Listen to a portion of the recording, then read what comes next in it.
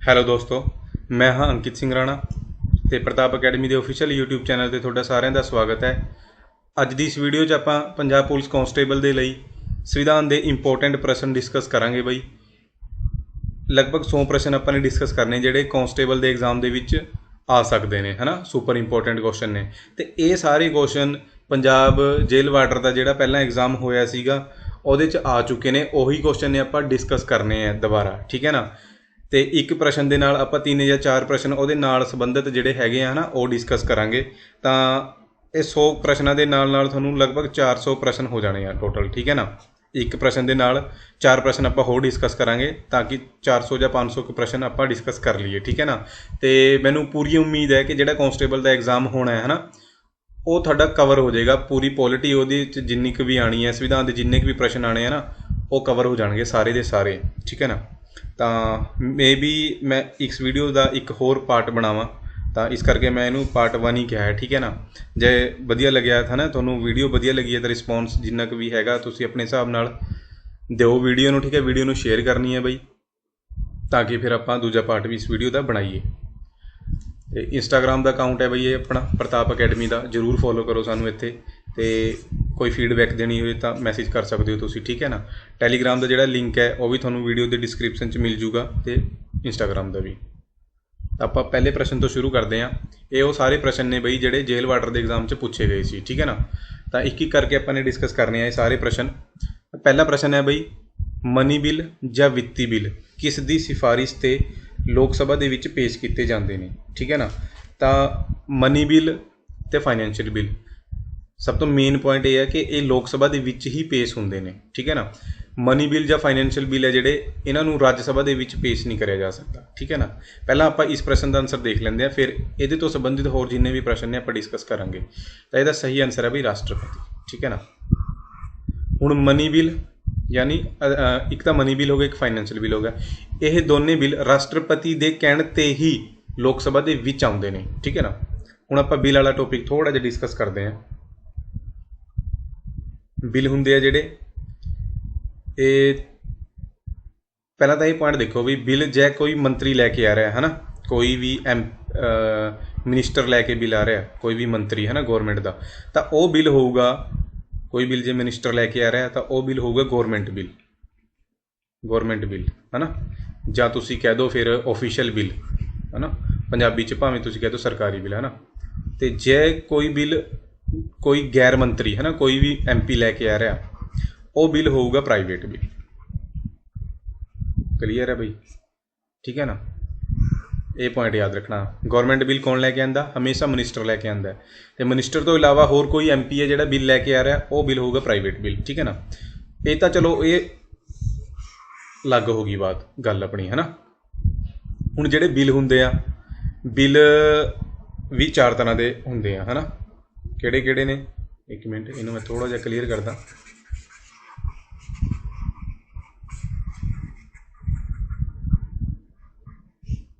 Bill 4 ਤਰ੍ਹਾਂ ਦੇ ਕਿਹੜੇ ਹੁੰਦੇ ਆ ਬਈ? ਇੱਕ ਤਾਂ ਹੁੰਦਾ ਬਈ ਆਮ ਬਿੱਲ, ਜਿਹੜਾ ਨੋਰਮਲੀ ਲੈ ਕੇ ਆਇਆ ਜਾਂਦਾ ਗੌਰਮੈਂਟ ਦੇ ਦੁਆਰਾ, ਠੀਕ ਹੈ ਨਾ। ਇੱਕ ਹੁੰਦਾ ਹੈ ਆਮ ਬਿੱਲ, ਇੱਕ ਹੁੰਦਾ ਹੈ ਮਨੀ ਬਿੱਲ, ਅਤੇ ਇੱਕ ਹੁੰਦਾ ਹੈ ਵਿੱਤ ਬਿੱਲ ਯਾਨੀ ਫਾਈਨੈਂਸ਼ੀਅਲ ਬਿੱਲ, ਹੈ ਨਾ। ਜਿਹੜੇ ਅੱਜ ਦੇ ਪ੍ਰਸ਼ਨ ਦੇ ਵਿੱਚ ਹੈਗੇ ਆ ਇਹ ਦੋ। ਇੱਕ ਹੁੰਦਾ ਹੈ ਕੌਂਸਟੀਟਿਊਸ਼ਨਲ ਅਮੈਂਡਮੈਂਟ ਬਿੱਲ, ਸੰਵਿਧਾਨ ਨੂੰ ਸੰਸ਼ੋਧਨ ਕਰਨ ਵਾਲਾ ਬਿੱਲ, ਠੀਕ ਹੈ।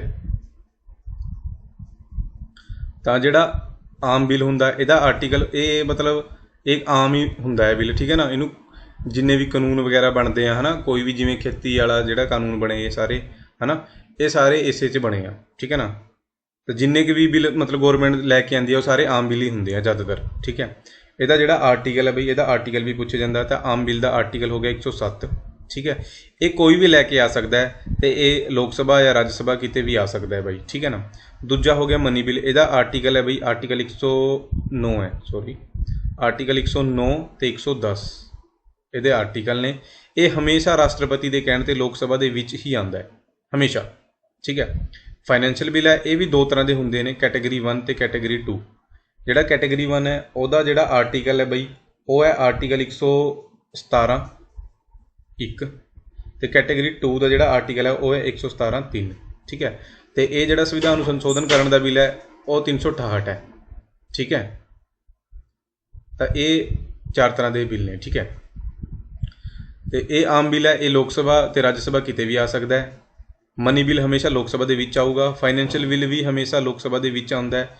ਤੇ ਇਹ ਜਿਹੜਾ ਸੰਵਿਧਾਨ ਨੂੰ ਸੰਸ਼ੋਧਨ ਕਰਨ ਦਾ ਬਿੱਲ ਹੈ ਇਹ ਲੋਕ ਸਭਾ ਤੇ ਰਾਜ ਸਭਾ ਕਿਤੇ ਵੀ ਆ ਸਕਦਾ ਹੈ, ਠੀਕ ਹੈ। ਕਲੀਅਰ ਹੈ ਬਾਈ। ਬਾਕੀ ਆਪਣੇ ਕੋਲ ਜਿਹੜਾ ਕੁਐਸਚਨ ਸੀਗਾ ਇਹ ਮਨੀ ਬਿੱਲ ਤੇ ਸੀਗਾ। ਮਨੀ ਬਿੱਲ ਤੋਂ ਸੰਬੰਧਿਤ 1-2 ਪ੍ਰਸ਼ਨ ਹੋਰ ਯਾਦ ਰੱਖ ਲਓ ਕਿ ਮਨੀ ਬਿੱਲ ਹਮੇਸ਼ਾ ਰਾਸ਼ਟਰਪਤੀ ਦੇ ਕਹਿਣ 'ਤੇ ਆਉਂਦਾ ਹੈ ਤੇ ਹਮੇਸ਼ਾ ਲੋਕ ਸਭਾ ਦਾ ਜਿਹੜਾ ਸਪੀਕਰ ਹੁੰਦਾ ਹੈ, ਲੋਕ ਸਭਾ ਦਾ ਜਿਹੜਾ ਸਪੀਕਰ ਹੁੰਦਾ ਹੈ ਉਹੀ ਡਿਸਾਈਡ ਕਰਦਾ ਹੈ ਕਿ ਕੋਈ ਬਿੱਲ ਮਨੀ ਬਿੱਲ ਹੈ ਜਾਂ ਨਹੀਂ ਹੈ, ਠੀਕ ਹੈ। ਇਹ ਕੁਐਸਚਨ ਡਾਇਰੈਕਟ ਬਣਦਾ ਬਾਈ ਕਿ ਕੌਣ ਫੈਸਲਾ ਕਰਦਾ ਹੈ ਕਿ ਕੋਈ ਬਿੱਲ ਮਨੀ ਬਿੱਲ ਹੈ ਜਾਂ ਨਹੀਂ ਹੈ, ਤਾਂ ਇਹ ਲੋਕ ਸਭਾ ਦਾ ਸਪੀਕਰ ਕਰਦਾ ਹੈ ਬਾਈ, ਠੀਕ ਹੈ ਨਾ। ਇੱਕ ਪੁਆਇੰਟ ਇਹ ਯਾਦ ਰੱਖਣਾ ਹੈ। ਦੂਜਾ, ਰਾਜ ਸਭਾ ਹੈ ਜਿਹੜੀ ਉਹਦੇ ਕੋਲ 14 ਦਿਨਾਂ ਦਾ ਟਾਈਮ ਹੈ। ਰਾਜ ਸਭਾ ਦੇ ਕੋਲ 14 ਦਿਨਾਂ ਦਾ ਟਾਈਮ ਹੁੰਦਾ ਹੈ ਮਨੀ ਬਿੱਲ ਨੂੰ ਪਾਸ ਕਰਨ ਵਾਸਤੇ, ਠੀਕ ਹੈ ਨਾ। ਜੇ ਉਹਨਾਂ ਨੇ 14 ਦਿਨਾਂ 'ਚ ਪਾਸ ਕਰਦੇ ਆ ਤਾਂ ਠੀਕ ਹੈ, ਜੇ ਨਹੀਂ ਕਰਿਆ ਤਾਂ ਆਟੋਮੈਟਿਕਲੀ ਪਾਸ ਮੰਨਿਆ ਜਾਊਗਾ। ਰਾਜ ਸਭਾ ਹੈ ਜਿਹੜੀ ਉਹ ਮਨੀ ਬਿੱਲ ਨੂੰ ਰਿਜੈਕਟ ਨਹੀਂ ਕਰ ਸਕਦੀ, ਠੀਕ ਹੈ ਨਾ। ਕਲੀਅਰ ਹੈ ਬਾਈ। ਤਾਂ ਇਹ ਯਾਦ ਰੱਖਣੇ ਆ। ਬਾਕੀ ਬਿੱਲ ਪਾਸ ਕਿੱਦਾਂ ਹੁੰਦੇ ਆ, ਸਿੰਪਲ ਜਿਹਾ ਪ੍ਰੋਸੈਸ ਹੈ। ਕੋਈ ਬਿੱਲ ਲੋਕ ਸਭਾ ਤੋਂ ਸ਼ੁਰੂ ਹੋਇਆ, ਲੋਕ ਸਭਾ ਨੇ ਪਾਸ ਕਰਿਆ, ਰਾਜ ਸਭਾ ਕੋਲ ਗਿਆ, ਠੀਕ ਹੈ ਨਾ। ਰਾਜ ਸਭਾ ਨੇ ਪਾਸ ਕਰਿਆ ਬਿੱਲ, ਪ੍ਰੈਜ਼ੀਡੈਂਟ ਕੋਲ ਗਿਆ, ਪ੍ਰੈਜ਼ੀਡੈਂਟ ਨੇ ਸਾਈਨ ਕਰ ਦੇ, ਠੀਕ ਹੈ ਨਾ। ਤਾਂ ਬਿੱਲ ਕੀ ਬਣ ਗਿਆ, ਕਾਨੂੰਨ ਬਣ ਗਿਆ, ਲਾ ਬਣ ਗਿਆ, ਠੀਕ ਹੈ ਨਾ। ਜੇ ਬਿੱਲ ਰਾਜ ਸਭਾ ਤੋਂ ਸ਼ੁਰੂ ਹੋਇਆ ਸੀ ਤਾਂ ਰਾਜ ਸਭਾ ਨੇ ਪਾਸ ਕਰਿਆ, ਲੋਕ ਸਭਾ ਕੋਲ ਗਿਆ, ਲੋਕ ਸਭਾ ਨੇ ਪਾਸ ਕਰਕੇ ਪ੍ਰੈਜ਼ੀਡੈਂਟ ਕੋਲ ਪਹੁੰਚਿਆ, ਠੀਕ ਹੈ ਨਾ। ਪ੍ਰੈਜ਼ੀਡੈਂਟ ਨੇ ਸਾਈਨ ਕਰ ਦਿਏ, ਕਾਨੂੰਨ ਬਣ ਗਿਆ, ਲਾ ਬਣ ਗਿਆ। ਯਾਨੀ ਪ੍ਰੋਸੈਸ ਸੇਮ ਆ, ਠੀਕ ਹੈ ਨਾ। ਐਂਡ 'ਚ ਤਾਂ ਰਾਸ਼ਟਰਪਤੀ ਦੇ ਕੋਲ ਹੀ ਜਾਣਾ ਹੁੰਦਾ ਹੈ। ਰਾਸ਼ਟਰਪਤੀ ਦੇ ਸਾਈਨ ਤੋਂ ਬਾਅਦ ਹੀ ਉਹ ਬਿੱਲ ਹੈ ਜਿਹੜਾ ਪਾਸ ਮੰਨਿਆ ਜਾਂਦਾ, ਉਹ ਬਿੱਲ ਹੈ ਜਿਹੜਾ ਕਾਨੂੰਨ ਬਣਦਾ ਹੈ, ਠੀਕ ਹੈ ਨਾ। ਤਾਂ ਰਾਸ਼ਟਰਪਤੀ ਦੇ ਸਾਈਨ ਵੀ ਜ਼ਰੂਰੀ ਹੁੰਦੇ ਆ। ਤਾਂ ਇਹ ਪਹਿਲੇ ਪ੍ਰਸ਼ਨ ਦੇ ਨਾਲ ਆਪਾਂ ਨੇ ਕਾਫੀ ਜਿਹੜੇ ਪ੍ਰਸ਼ਨ ਨੇ ਉਹ ਡਿਸਕਸ ਕਰੇ ਨੇ ਬਾਈ, ਠੀਕ ਹੈ ਨਾ। ਹੁਣ ਆਪਾਂ ਦੂਜੇ ਪ੍ਰਸ਼ਨ 'ਤੇ ਚੱਲਦੇ ਹਾਂ। ਨੈਕਸਟ ਪ੍ਰਸ਼ਨ 'ਤੇ ਚੱਲਦੇ ਹਾਂ ਬਾਈ। ਭਾਰਤ ਦਾ ਜਿਹੜੇ ਰਾਸ਼ਟਰਪਤੀ ਹੈ ਉਹ ਲੋਕ ਸਭਾ ਨੂੰ ਕੀ ਨਹੀਂ ਕਰ ਸਕਦਾ, ਹੈ ਨਾ। ਤਾਂ ਡਿਜ਼ੋਲਵ ਕਰ ਸਕਦਾ ਹੈ ਬਾਈ। ਡਿਜ਼ੋਲਵ ਦਾ ਮਤਲਬ ਹੁੰਦਾ ਹੈ ਕਿ ਲੋਕ ਸਭਾ ਨੂੰ ਭੰਗ ਕਰਨਾ, ਹੈ ਨਾ, ਉਹ ਕਰ ਸਕਦਾ ਹੈ। ਪ੍ਰੋਰੋਗਿਊ ਉਹੀ ਕਰ ਸਕਦਾ ਹੈ ਬਈ, ਰਾਸ਼ਟਰਪਤੀ ਹੀ ਕਰਦਾ ਹੈ, ਕਿਉਂਕਿ ਪ੍ਰੋਰੋਗਿਊ ਦਾ ਮਤਲਬ ਹੁੰਦਾ ਹੈ ਕਿ ਜਦੋਂ ਲੋਕ ਸਭਾ ਦਾ ਸੈਸ਼ਨ ਪੂਰਾ ਹੋ ਜਾਂਦਾ ਹੈ ਨਾ, ਲੋਕ ਸਭਾ ਆਪਣਾ ਕੰਮ ਕਰ ਰਹੀ ਹੈ, ਉਹ ਪੂਰਾ ਹੋ ਜਾਂਦਾ ਤਾਂ ਫਿਰ ਕੀ ਕਰਦੇ ਆ, ਸੈਸ਼ਨ ਨੂੰ ਖਤਮ ਕਰਨਾ ਹੀ ਪ੍ਰੋਰੋਗਿਊ ਕਰਨਾ ਹੁੰਦਾ ਹੈ, ਠੀਕ ਹੈ ਨਾ। ਤਾਂ ਇਹ ਕੰਮ ਰਾਸ਼ਟਰਪਤੀ ਹੀ ਕਰਦਾ ਹੈ। ਸਮਨ ਵੀ ਰਾਸ਼ਟਰਪਤੀ ਹੀ ਕਰਦਾ ਹੈ ਬਈ। ਸਮਨ ਹੁੰਦਾ ਹੈ ਲੋਕ ਸਭਾ ਨੂੰ ਸੈਸ਼ਨ ਵਾਸਤੇ ਬੁਲਾਉਣਾ, ਹੈ ਨਾ। ਆਪਣੇ ਜਿਹੜੀ ਲੋਕ ਸਭਾ ਹੈ ਉਹਦੇ ਸਾਲ 'ਚ 3 ਸੈਸ਼ਨ ਹੁੰਦੇ ਆ, ਰਾਜ ਸਭਾ ਦੇ ਵੀ 3 ਹੀ ਹੁੰਦੇ ਆ, ਹੈ ਨਾ। ਤਾਂ ਜਦੋਂ ਕੋਈ ਸੈਸ਼ਨ ਸ਼ੁਰੂ ਹੁੰਦਾ ਹੈ ਤਾਂ ਉਹ ਪ੍ਰੈਜ਼ੀਡੈਂਟ ਦੇ ਕਹਿਣ 'ਤੇ ਹੀ ਹੁੰਦਾ, ਉਹਨੂੰ ਸਮਨ ਕਹਿੰਦੇ ਨੇ, ਅਤੇ ਸੈਸ਼ਨ ਖਤਮ ਹੁੰਦਾ ਉਹਨੂੰ ਪ੍ਰੋਰੋਗਿਊ ਕਹਿੰਦੇ ਨੇ, ਠੀਕ ਹੈ ਨਾ। ਅਤੇ ਐਡਜ਼ਰਨ ਇਹ ਕੰਮ ਨਹੀਂ ਕਰਦਾ ਬਾਈ, ਠੀਕ ਹੈ ਨਾ। ਇਹ ਕੰਮ ਐਡਜ਼ਰਨ ਕਰਨਾ ਕੰਮ ਹੈ, ਜੇ ਲੋਕ ਸਭਾ ਦੀ ਗੱਲ ਕਰੀਏ ਤਾਂ ਲੋਕ ਸਭਾ ਦਾ ਸਪੀਕਰ ਕਰੂਗਾ, ਠੀਕ ਹੈ ਨਾ, ਸਪੀਕਰ ਕਰਦਾ ਹੈ। ਜੇ ਰਾਜ ਸਭਾ ਦੀ ਗੱਲ ਕਰੀਏ ਤਾਂ ਚੇਅਰਮੈਨ ਕਰਦਾ ਹੈ। ਲੋਕ ਸਭਾ 'ਚ ਸਪੀਕਰ ਕਰਦਾ ਹੈ ਅਤੇ ਰਾਜ ਸਭਾ 'ਚ ਚੇਅਰਮੈਨ ਕਰਦਾ ਹੈ, ਠੀਕ ਹੈ ਨਾ। ਇਹਦਾ ਮਤਲਬ ਹੈ ਲੋਕ ਸਭਾ ਦੀ ਜਿਹੜੀ ਜੇ ਲੋਕ ਸਭਾ ਦੀ ਗੱਲ ਹੋ ਰਹੀ ਹੈ ਨਾ ਜਾਂ ਰਾਜ ਸਭਾ ਦੀ, ਹੈ ਨਾ, ਉਹਦੀ ਕਾਰਵਾਈ ਜਦੋਂ ਚੱਲ ਰਹੀ ਹੈ, ਸੈਸ਼ਨ ਚੱਲ ਰਿਹਾ, ਉਹ ਹੰਗਾਮਾ ਵਗੈਰਾ ਹੋ ਜਾਂਦਾ ਕਈ ਵਾਰ, ਤਾਂ ਉਹਨੂੰ ਕਾਰਵਾਈ ਨੂੰ ਜਿਹੜੀ ਕਾਰਵਾਈ ਚੱਲ ਰਹੀ ਹੈ ਉਹਨੂੰ ਸਥਗਿਤ ਕਰ ਦਿੰਦੇ ਆ, ਹੈ ਨਾ। ਆਪਾਂ ਨਿਊਜ਼ 'ਚ ਪੜ੍ਹਿਆ ਹੁੰਦਾ ਕਈ ਵਾਰ, ਜਾਂ TV 'ਤੇ ਆਉਂਦੀ ਹੈ ਨਿਊਜ਼ ਕਿ ਲੋਕ ਸਭਾ ਦੀ ਜਿਹੜੀ ਕਾਰਵਾਈ ਹੈ ਉਹਨੂੰ 2 ਦਿਨ ਲਈ ਸਥਗਿਤ ਕਰ ਦਿੱਤਾ ਗਿਆ ਹੈ ਨਾ, ਹੰਗਾਮੇ ਕਰਕੇ, ਇੱਦਾਂ। ਤਾਂ ਉਹ ਐਡਜ਼ਰਨ ਹੁੰਦਾ, ਠੀਕ ਹੈ। ਇਹ ਜਿਹੜਾ ਵੀ ਹਾਊਸ ਹੈ ਉਹਦਾ ਜਿਹੜਾ ਸਪੀਕਰ ਹੈ ਜਾਂ ਚੇਅਰਮੈਨ ਹੈ ਉਹ ਕਰਦਾ ਇਹਨੂੰ, ਠੀਕ ਹੈ ਨਾ। ਕਲੀਅਰ ਹੈ ਬਾਈ। ਨੈਕਸਟ ਹੈ ਪ੍ਰਸ਼ਨ ਆਪਣਾ, ਲੈਜਿਸਲੇਟਿਵ ਅਸੈਂਬਲੀ ਹੈ ਜਿਹੜੀ ਸਟੇਟਾਂ ਦੀ, ਹੈ ਨਾ, ਜਿਹੜੀ ਵਿਧਾਨ ਸਭਾ ਹੁੰਦੀ ਹੈ, ਉਹਦੇ ਸਪੀਕਰ ਦੀ ਨਿਯੁਕਤੀ ਕੌਣ ਕਰਦਾ ਹੈ? ਇਹ ਪ੍ਰਸ਼ਨ ਹੈ ਬਈ, ਇਹਦੇ ਸਪੀਕਰ ਦੀ ਨਿਯੁਕਤੀ ਕੌਣ ਕਰਦਾ ਹੈ? ਤਾਂ ਪਹਿਲੀ ਗੱਲ ਤਾਂ ਇਹੀ ਹੈ, ਸਪੀਕਰ ਜਿਹੜੇ ਚੁਣੇ ਜਾਂਦੇ ਉਹ ਕਿੱਦਾਂ ਚੁਣੇ ਜਾਂਦੇ ਆ, ਹੈ ਨਾ। ਜੇ ਗੱਲ ਕਰੀਏ ਸਟੇਟਾਂ ਦੀ, ਸਟੇਟ 'ਚ ਕੀ ਹੈ, ਮੰਨ ਲਓ ਆਪਣੀ ਪੰਜਾਬ ਹੈ, ਹੈ ਨਾ। ਪੰਜਾਬ ਦੇ ਵਿੱਚ ਟੋਟਲ 117 ਸੀਟਾਂ ਨੇ ਲੈਜਿਸਲੇਟਿਵ ਅਸੈਂਬਲੀ ਦੀਆਂ, ਹੈ ਨਾ। 117 ਸੀਟਾਂ, ਇਹ ਜਦੋਂ 117 MLA ਜਿੱਤ ਕੇ ਲੈਜਿਸਲੇਟਿਵ ਅਸੈਂਬਲੀ ਦੇ ਵਿੱਚ ਜਾਣਗੇ, ਹੈ ਨਾ, ਉੱਥੇ ਬੈਠਣਗੇ ਸਾਰੇ 117 ਦੇ 17 MLA, ਤਾਂ ਇੱਕ ਜਿਹੜਾ ਬੰਦਾ ਹੋਊਗਾ ਉਹ ਆਪਣੀ ਜਿਹੜੀ ਵਿਧਾਨ ਸਭਾ ਇਹਦਾ ਸਪੀਕਰ ਬਣੂਗਾ, ਉਹ ਇਹਨਾਂ 117 ਦੇ ਵਿੱਚੋਂ ਹੀ ਹੁੰਦਾ ਹੈ। ਤਾਂ ਇਹ ਸਾਰੇ ਮਿਲ ਕੇ ਹੀ ਆਪਸ ਦੇ ਵਿੱਚ ਇਹਨੂੰ ਚੁਣਦੇ ਆ, ਹੈ ਨਾ। ਇਹਨਾਂ ਦੇ ਵਿੱਚੋਂ ਹੀ ਹੁੰਦਾ ਉਹ ਬੰਦਾ। ਇਹ ਆਪਸ 'ਚ ਮਿਲ ਕੇ ਭਾਵੇਂ ਇਹ ਆਪਣੀ ਸਹਿਮਤੀ ਨਾਲ ਇੱਕ ਬੰਦੇ ਨੂੰ ਚੁਣ ਲੈਣ, ਜਾਂ ਫਿਰ ਕਈ ਵਾਰ ਕੀ ਹੁੰਦਾ ਕਾਂਗਰਸ ਵਾਲੇ ਆਪਣਾ ਕਹਿ ਦੇਣਗੇ ਕਿ ਸਾਡਾ ਬੰਦਾ ਬਣੂਗਾ ਸਪੀਕਰ, ਤਾਂ ਜਿਹੜੇ ਅਕਾਲੀ ਦਲ ਜਾਂ BJP ਵਾਲੇ ਨੇ ਉਹ ਕਹਿੰਦੇ ਵੀ ਸਾਡਾ ਬੰਦਾ ਸਪੀਕਰ ਬਣੂਗਾ। ਤਾਂ ਫਿਰ ਕੀ ਹੈ, ਇਹ ਆਪਸ 'ਚ ਮੈਜੋਰਟੀ ਨਾਲ, ਮਤਲਬ ਜਿਨ੍ਹਾਂ ਦੀ ਮੈਜੋਰਟੀ ਹੁੰਦੀ ਹੈ ਜ਼ਿਆਦਾਤਰ ਗੌਰਮੈਂਟ ਦਾ ਹੀ ਸਪੀਕਰ ਬਣਦਾ ਬਈ, ਹੈ ਨਾ। ਜਿਨ੍ਹਾਂ ਦੀ ਸਰਕਾਰ ਬਣੀ ਆ ਉਹਨਾਂ ਦਾ ਹੀ ਸਪੀਕਰ ਬਣਦਾ ਹੈ ਨਾ। ਤਾਂ ਉਹ ਫਿਰ ਇਲੈਕਸ਼ਨ ਵਗੈਰਾ ਕਰਾ ਕੇ ਉਹ ਬਣਾਉਂਦੇ ਨੇ, ਬਟ ਉਹ ਚੁਣਦੇ ਕੌਣ ਨੇ? ਤੇ ਚੁਣੇ ਤਾਂ ਇਹਨਾਂ ਨੇ ਹੀ ਹੈ ਬਈ, ਸਾਰਿਆਂ ਨੇ, ਜਿਹੜੇ ਅਸੈਂਬਲੀ ਦੇ ਮੈਂਬਰ ਨੇ, ਹੈ ਨਾ। ਇਹ ਆਪਸ ਵਿੱਚੋਂ ਹੀ ਚੁਣ ਕੇ ਇੱਕ ਬੰਦੇ ਨੂੰ ਸਪੀਕਰ ਬਣਾਉਂਦੇ ਨੇ, ਠੀਕ ਹੈ ਨਾ। ਕਲੀਅਰ ਹੈ। ਨੈਕਸਟ, ਜੇ ਰਾਸ਼ਟਰਪਤੀ ਅਤੇ ਉਪ ਰਾਸ਼ਟਰਪਤੀ ਦੇ ਦੋਵੇਂ ਅਹੁਦੇ ਖਾਲੀ ਹੋਣ ਤਾਂ ਰਾਸ਼ਟਰਪਤੀ ਅਤੇ ਉਪ ਰਾਸ਼ਟਰਪਤੀ ਦੇ ਕਾਰਜ ਕੌਣ ਕਰਦਾ ਹੈ ਨਾ। ਸਿੰਪਲ ਜਿਹਾ ਪ੍ਰਸ਼ਨ ਹੈ ਬਈ। ਅਜਿਹੀ ਕੰਡੀਸ਼ਨ ਦੇ ਵਿੱਚ ਦੇਖੋ, ਜੇ ਤਾਂ ਰਾਸ਼ਟਰਪਤੀ ਨਹੀਂ ਹੈਗਾ, ਹੈ ਨਾ, ਜੇ ਰਾਸ਼ਟਰਪਤੀ ਨਹੀਂ ਹੈ ਤਾਂ ਆਪਣੇ ਜਿਹੜੇ ਉਪ ਰਾਸ਼ਟਰਪਤੀ ਨੇ ਉਹ ਸਾਰਾ ਕੰਮਕਾਰ ਦੇਖਣਗੇ। ਹੁਣ ਜੇ ਉਪ ਰਾਸ਼ਟਰਪਤੀ ਵੀ ਮਨਾ ਕਰਦੇ ਜਾਂ ਉਪ ਰਾਸ਼ਟਰਪਤੀ ਵੀ ਨਾ ਹੋਵੇ ਤਾਂ ਫਿਰ ਜਿਹੜੇ ਰਾਸ਼ਟਰਪਤੀ ਨੇ ਉਹਨਾਂ ਦਾ ਕੰਮਕਾਰ ਦੇਖਦਾ ਹੈ ਆਪਣੇ ਜਿਹੜਾ ਇੰਡੀਆ ਦਾ ਚੀਫ ਜਸਟਿਸ ਹੈ ਉਹ, ਠੀਕ ਹੈ ਨਾ, chief justice of India, CJI, ਹੈ ਨਾ, ਇਹ ਦੇਖਦਾ ਹੈ। ਆਪਣੇ ਦੇਸ਼ 'ਚ ਇੱਕ ਸਭ ਤੋਂ ਵੱਡੀ ਕੋਰਟ ਕਿਹੜੀ ਹੈ? Supreme court. ਸੁਪਰੀਮ ਕੋਰਟ ਦੇ ਅੰਦਰ ਮੈਕਸੀਮਮ 34 ਜੱਜ ਹੋ ਸਕਦੇ ਆ ਬਈ, ਹੈ ਨਾ। ਇਹਨਾਂ 'ਚੋਂ ਜਿਹੜਾ ਸਭ ਤੋਂ ਵੱਡਾ ਜੱਜ ਹੈ ਨਾ, ਚੀਫ ਹੈ ਜਿਹੜਾ, ਉਹਨੂੰ ਚੀਫ ਜਸਟਿਸ ਆਫ ਇੰਡੀਆ ਕਿਹਾ ਜਾਂਦਾ ਹੈ ਨਾ। ਉਹ ਸਾਰਾ ਕੰਮਕਾਰ ਦੇਖਦਾ, ਠੀਕ ਹੈ ਨਾ। ਅਜਿਹਾ ਪਹਿਲਾਂ ਹੋ ਚੁੱਕਿਆ ਆਪਣੇ ਦੇਸ਼ 'ਚ ਇੱਕ ਵਾਰ, ਕਿਉਂਕਿ ਆਪਣੇ ਜਿਹੜੇ ਤੀਜੇ ਪ੍ਰਾਈਮ ਮਿਨਿਸਟਰ, ਆਪਣੇ ਤੀਜੇ ਰਾਸ਼ਟਰਪਤੀ ਸੀਗੇ, ਉਹਨਾਂ ਦਾ ਨਾਮ ਸੀ ਜ਼ਾਕਿਰ ਹੁਸੈਨ, ਜਾਂ ਤੁਸੀਂ ਕਹਿ ਸਕਦੇ ਹੋ ਜਿਹੜੇ ਪਹਿਲੇ ਮੁਸਲਿਮ ਰਾਸ਼ਟਰਪਤੀ ਸੀਗੇ ਡਾਕਟਰ ਜ਼ਾਕਿਰ ਹੁਸੈਨ, ਉਹਨਾਂ ਦੀ ਡੈਥ ਹੋ ਗਈ ਸੀ, ਠੀਕ ਹੈ ਨਾ। ਉਹਨਾਂ ਦੀ ਡੈਥ ਹੋ ਗਈ ਸੀ ਅਤੇ ਉਹਨਾਂ ਤੋਂ ਬਾਅਦ ਉਸ ਟਾਈਮ ਜਿਹੜੇ ਵਾਈਸ ਪ੍ਰੈਜ਼ੀਡੈਂਟ ਸੀਗੇ ਉਹ ਸੀਗੇ VV ਗਿਰੀ, ਹੈ ਨਾ, ਵਾਈਸ ਪ੍ਰੈਜ਼ੀਡੈਂਟ VV ਗਿਰੀ ਸੀਗੇ। ਤਾਂ VV ਗਿਰੀ ਨੇ ਵੀ ਮਨਾ ਕਰਤਾ, ਠੀਕ ਹੈ ਨਾ, ਇਹ ਜਿਹੜਾ ਕੰਮ ਕਰ ਰਿਹਾ ਰਾਸ਼ਟਰਪਤੀ ਦਾ ਦੇਖਣ ਤੋਂ, ਠੀਕ ਹੈ ਨਾ, ਕਿਉਂਕਿ ਇਹਨਾਂ ਨੇ ਇਲੈਕਸ਼ਨ ਵਾਸਤੇ ਪਾਰਟੀਸਪੇਟ ਕਰਨਾ ਸੀ।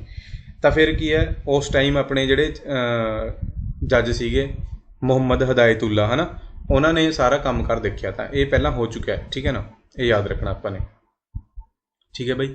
ਅਤੇ ਬਾਕੀ ਪ੍ਰੈਜ਼ੀਡੈਂਟ ਦੇ ਬਾਰੇ ਇੱਥੇ ਤੁਸੀਂ ਆਰਟੀਕਲ ਯਾਦ ਰੱਖ ਸਕਦੇ ਹੋ ਪ੍ਰੈਜ਼ੀਡੈਂਟ ਦਾ, ਠੀਕ ਹੈ।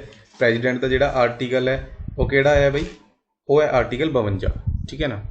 ਰਾਸ਼ਟਰਪਤੀ ਕਿਹੜੇ ਆਰਟੀਕਲ ਦੇ ਵਿੱਚ ਹੈ? ਆਰਟੀਕਲ 52 ਦੇ ਵਿੱਚ ਹੈ। ਅਤੇ ਉਪ ਰਾਸ਼ਟਰਪਤੀ ਹੈ ਜਿਹੜਾ, ਉਹ ਕਿਹੜੇ ਆਰਟੀਕਲ ਦੇ ਵਿੱਚ ਹੈ? ਉਹ ਆਰਟੀਕਲ 63 ਦੇ ਵਿੱਚ ਹੈ, ਠੀਕ ਹੈ ਨਾ। ਨੈਕਸਟ ਪ੍ਰਸ਼ਨ ਹੈ ਜੀ, ਭਾਰਤੀ ਸੰਵਿਧਾਨ ਵਿੱਚ ਵਰਤਮਾਨ ਵਿੱਚ ਕਿੰਨੇ ਮੌਲਿਕ ਅਧਿਕਾਰ ਸ਼ਾਮਿਲ ਕੀਤੇ ਗਏ ਹਨ, ਹੈ ਨਾ। ਤਾਂ ਗੱਲ ਹੋਈ ਇੱਥੇ ਮੌਲਿਕ ਅਧਿਕਾਰਾਂ ਦੀ, ਅਤੇ ਉਹ ਵਰਤਮਾਨ ਵਿੱਚ ਪੁੱਛ ਰਹੇ ਹਾਂ ਬਈ। ਤਾਂ ਵਰਤਮਾਨ ਵਿੱਚ ਕਿੰਨੇ ਮੌਲਿਕ ਅਧਿਕਾਰ ਨੇ ਆਪਣੇ ਕੋਲ? 6, ਠੀਕ ਹੈ ਨਾ।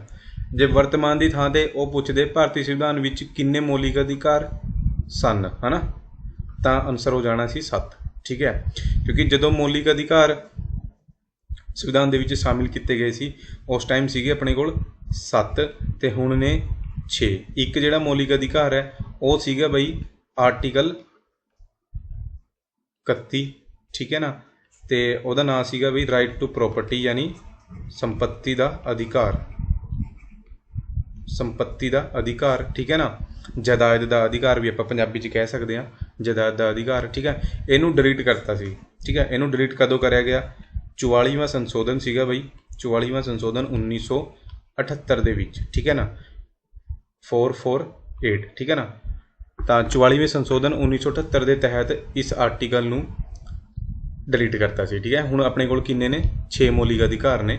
ਅਤੇ ਮੌਲਿਕ ਅਧਿਕਾਰ ਆਪਾਂ ਨੇ ਕਿਹੜੇ ਦੇਸ਼ ਤੋਂ ਲਏ ਨੇ? ਤਾਂ ਇਹ ਲਏ ਨੇ ਆਪਾਂ USA ਯਾਨੀ ਅਮਰੀਕਾ ਤੋਂ, ਠੀਕ ਹੈ ਨਾ। ਕਲੀਅਰ ਹੈ ਬਈ। ਨੈਕਸਟ ਪ੍ਰਸ਼ਨ ਦੇਖੋ ਫਿਰ, ਭਾਰਤ ਦੀ ਕੇਂਦਰ ਸਰਕਾਰ ਦੇ ਮੁੱਖ ਭਾਗ ਕਿਹੜੇ ਹਨ? ਤਾਂ ਕੇਂਦਰ ਸਰਕਾਰ ਦੇ 3 ਮੁੱਖ ਭਾਗ ਨੇ ਬਈ, ਕਾਰਜਕਾਰੀ, ਸੰਸਦ ਤੇ ਨਿਆਂਪਾਲਿਕਾ, ਠੀਕ ਹੈ ਨਾ।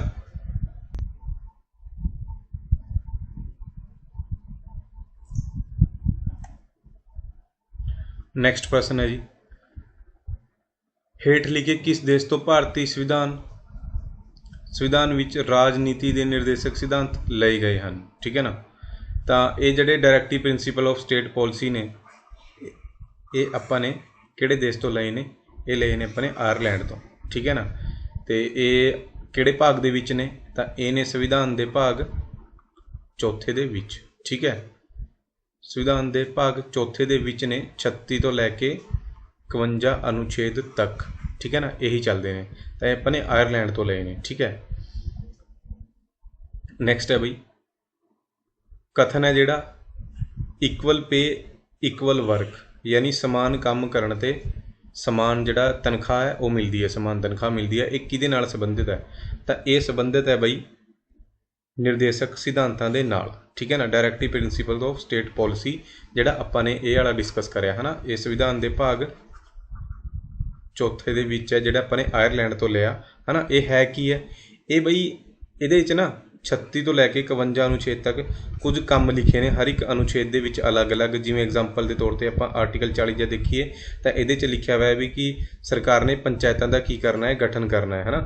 ਤਾਂ ਇਹ ਕੰਮ ਲਿਖੇ ਨੇ ਸਰਕਾਰ ਦੇ, ਇੱਕ ਚੰਗੀ ਸਰਕਾਰ ਦੇ ਕੀ ਕੰਮ ਹੁੰਦੇ ਆ ਹੈ ਨਾ। ਚੰਗੀ ਸਰਕਾਰ ਦਾ ਜਿਹੜਾ ਫੋਕਸ ਹੈ, ਜਿਹੜਾ ਇਹਨਾਂ ਦਾ ਫੋਕਸ ਹੈ ਪ੍ਰਿੰਸੀਪਲਸ ਦਾ, ਇਹ ਹੈ ਵੈਲਫੇਅਰ ਸਟੇਟ ਬਣਾਉਣ ਦਾ, ਇੱਕ ਚੰਗੀ ਸਟੇਟ ਬਣਾਉਣ ਦਾ ਫੋਕਸ ਹੈ ਇਹਨਾਂ ਦਾ, ਹੈ ਨਾ, ਡਾਇਰੈਕਟਿਵ ਪ੍ਰਿੰਸੀਪਲ ਦਾ। ਅਤੇ ਸਰਕਾਰ ਦੇ ਕੰਮ ਨੇ ਕਿ ਇੱਕ ਵੈਲਫੇਅਰ ਸਟੇਟ ਬਣਾਉਣ ਵਾਸਤੇ, ਇੱਕ ਅੱਛੀ ਸਟੇਟ ਬਣਾਉਣ ਵਾਸਤੇ ਸਰਕਾਰਾਂ ਨੂੰ ਕੀ ਕੀ ਕੰਮ ਕਰਨੇ ਚਾਹੀਦੇ ਆ, ਹੈ ਨਾ। ਇਹ ਸਾਰੇ ਕੰਮ ਇਹਦੇ 'ਚ ਲਿਖੇ ਹੋਏ ਨੇ। ਤਾਂ ਇੱਕ ਕੰਮ ਇਹ ਵੀ ਹੈ ਵੀ ਸਮਾਨ ਕੰਮ ਕਰਨ 'ਤੇ ਸਮਾਨ ਤਨਖਾਹ ਮਿਲੂਗੀ, ਠੀਕ ਹੈ ਨਾ। ਇਹ ਤਾਂ ਨਹੀਂ ਹੈ ਆਪਣੇ ਦੇਸ਼ 'ਚ ਕਿ ਚਲੋ ਤੁਸੀਂ ਤੁਸੀਂ ਕਾਂਸਟੇਬਲ ਦੀ ਤਿਆਰੀ ਕਰ ਰਹੇ ਹੋ, ਹੈ ਨਾ, ਕਿ ਜਿਹੜੀ ਕੁੜੀਆਂ ਨੇ ਉਹਨਾਂ ਦੀ ਤਨਖਾਹ ਅਲੱਗ ਹੈ ਅਤੇ ਮੁੰਡੇ ਦੀ ਤਨਖਾਹ ਅਲੱਗ ਹੈ। ਇਹ ਤਾਂ ਨਹੀਂ ਹੈਗਾ, ਹੈ ਨਾ।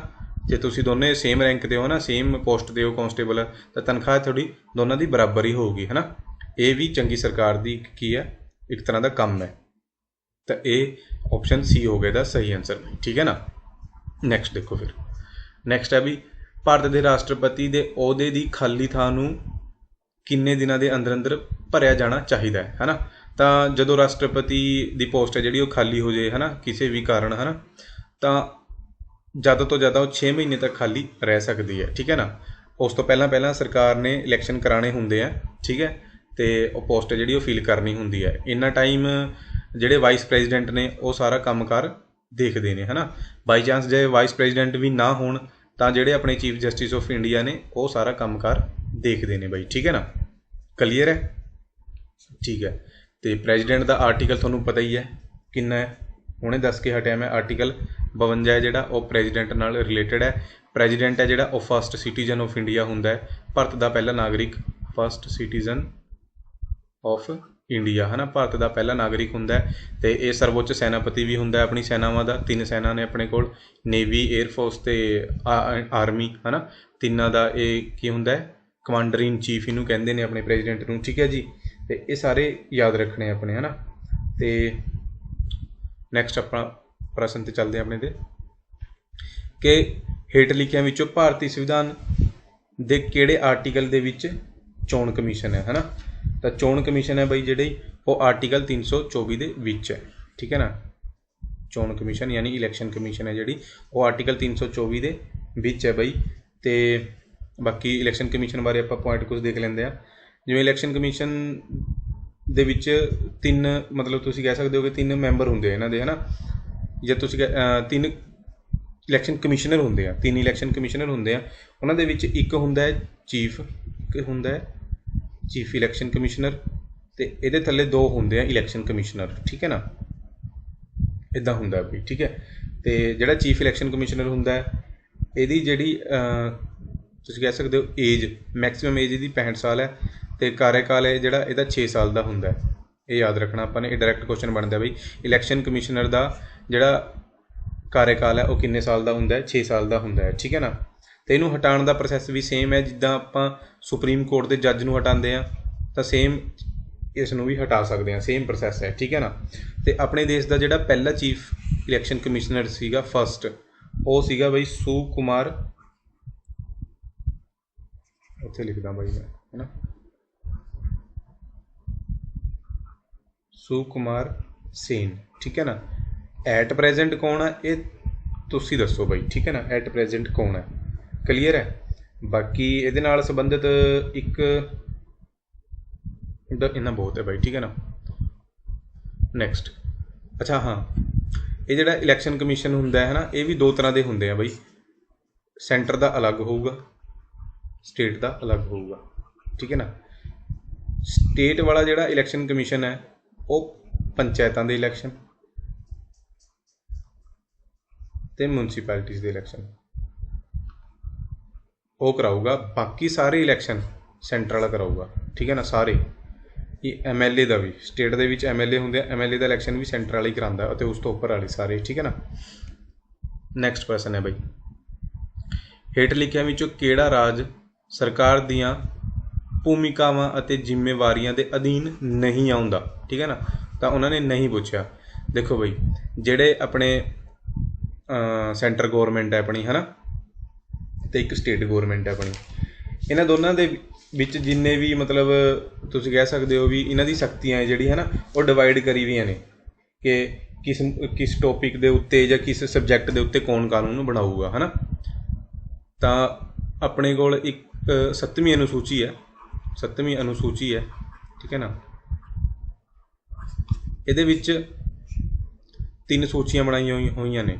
ਇੱਕ ਤਾਂ ਹੈ ਸੈਂਟਰ ਲਿਸਟ, ਜਾਂ ਤੁਸੀਂ ਯੂਨੀਅਨ ਲਿਸਟ ਵੀ ਇਹਨੂੰ ਕਹਿ ਸਕਦੇ ਹੋ। ਇੱਕ ਹੈ ਆਪਣੀ ਸਟੇਟ ਲਿਸਟ, ਇਹਨੂੰ ਰਾਜ ਸੂਚੀ ਕਹਿੰਦੇ ਆ। ਅਤੇ ਇੱਕ ਹੈ ਕੌਂਕਰੈਂਟ ਲਿਸਟ। ਕੌਂਕਰੈਂਟ ਲਿਸਟ ਇਹਨੂੰ ਆਪਾਂ ਸਮਵਰਤੀ ਸੂਚੀ ਕਹਿੰਦੇ ਆ, ਸਮਵਰਤੀ ਸੂਚੀ, ਠੀਕ ਹੈ ਨਾ।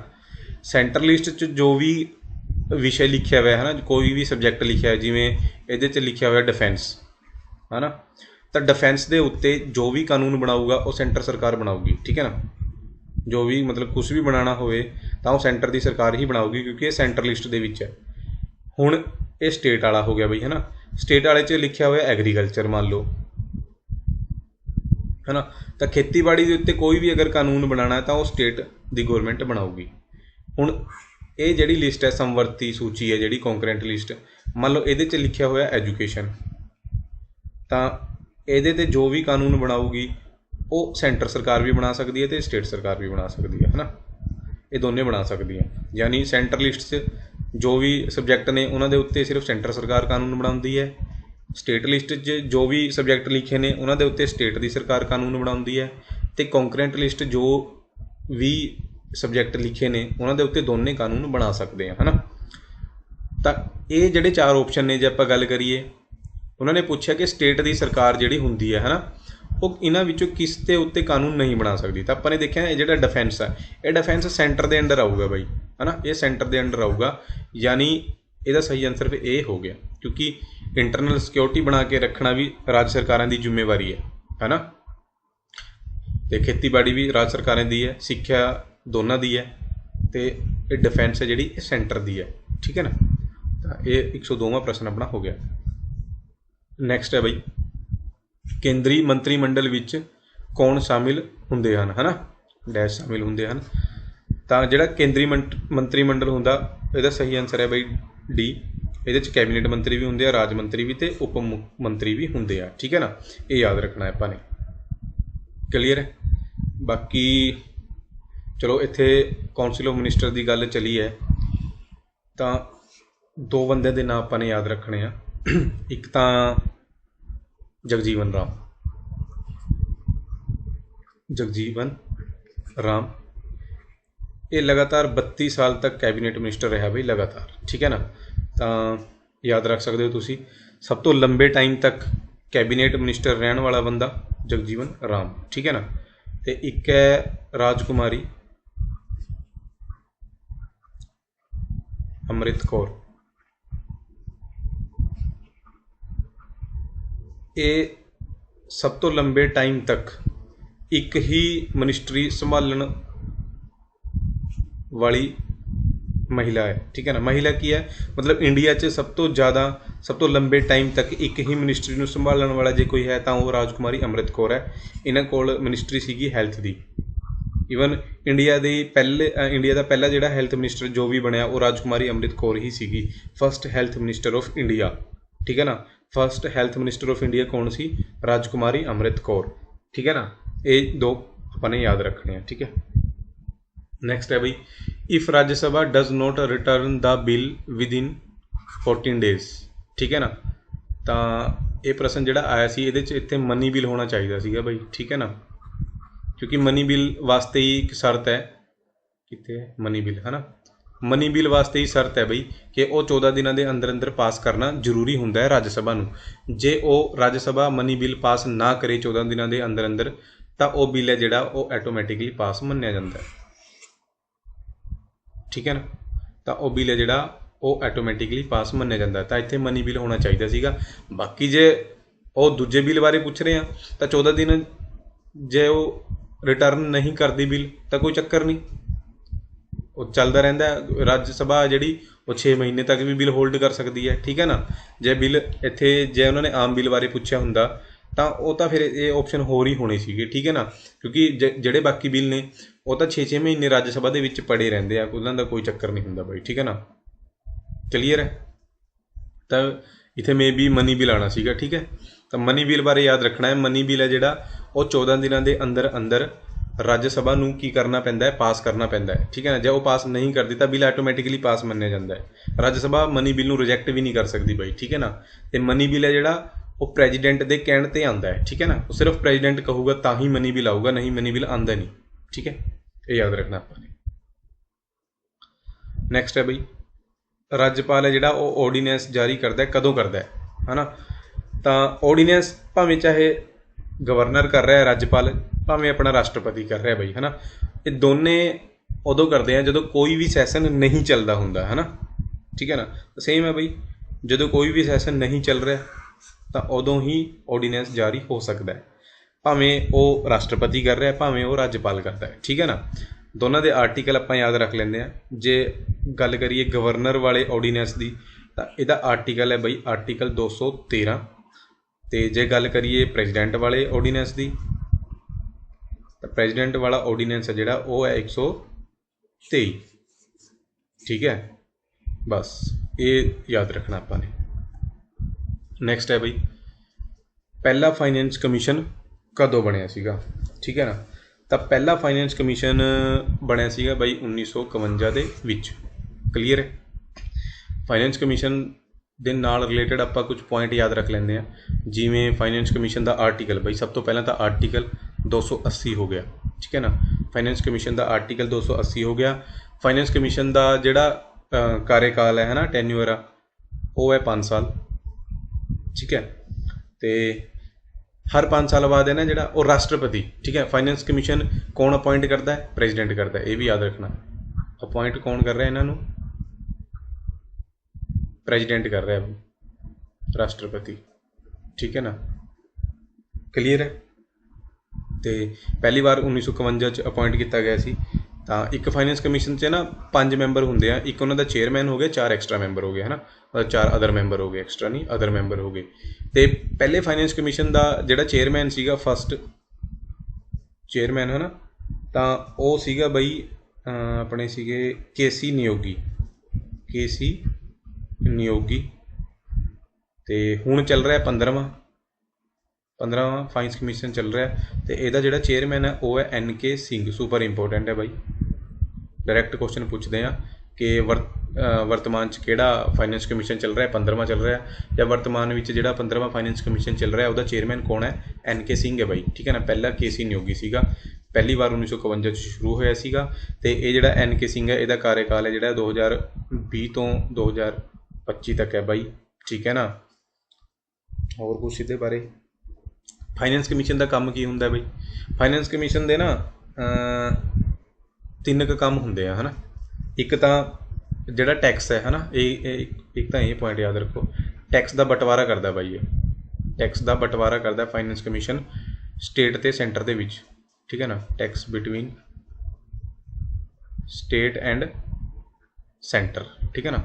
ਰਾਜਾਂ ਅਤੇ ਸੈਂਟਰ ਦੇ ਵਿੱਚ ਵੀ ਕਿੰਨਾ ਟੈਕਸ ਕਿਹਦੇ ਕੋਲ ਰਹੂਗਾ, ਹੈ ਨਾ। ਅਤੇ ਇੱਕ ਕੰਮ ਇਹ ਹੈ ਵੀ ਜਿਹੜੀ ਸਟੇਟਾਂ ਨੇ, ਹੈ ਨਾ, ਉਹਨਾਂ ਨੂੰ ਗ੍ਰਾਂਟ ਵਗੈਰਾ, ਕਿਸ ਸਟੇਟ ਨੂੰ ਕਿੰਨੀ ਗ੍ਰਾਂਟ ਜਾਣੀ ਹੈ, ਕਿਹੜੀ ਸਟੇਟ ਨੂੰ ਕਿੰਨੀ ਗ੍ਰਾਂਟ ਜਾਣੀ ਹੈ, ਉਹ ਵਾਲਾ ਸਾਰਾ ਕੰਮ, ਹੈ ਨਾ।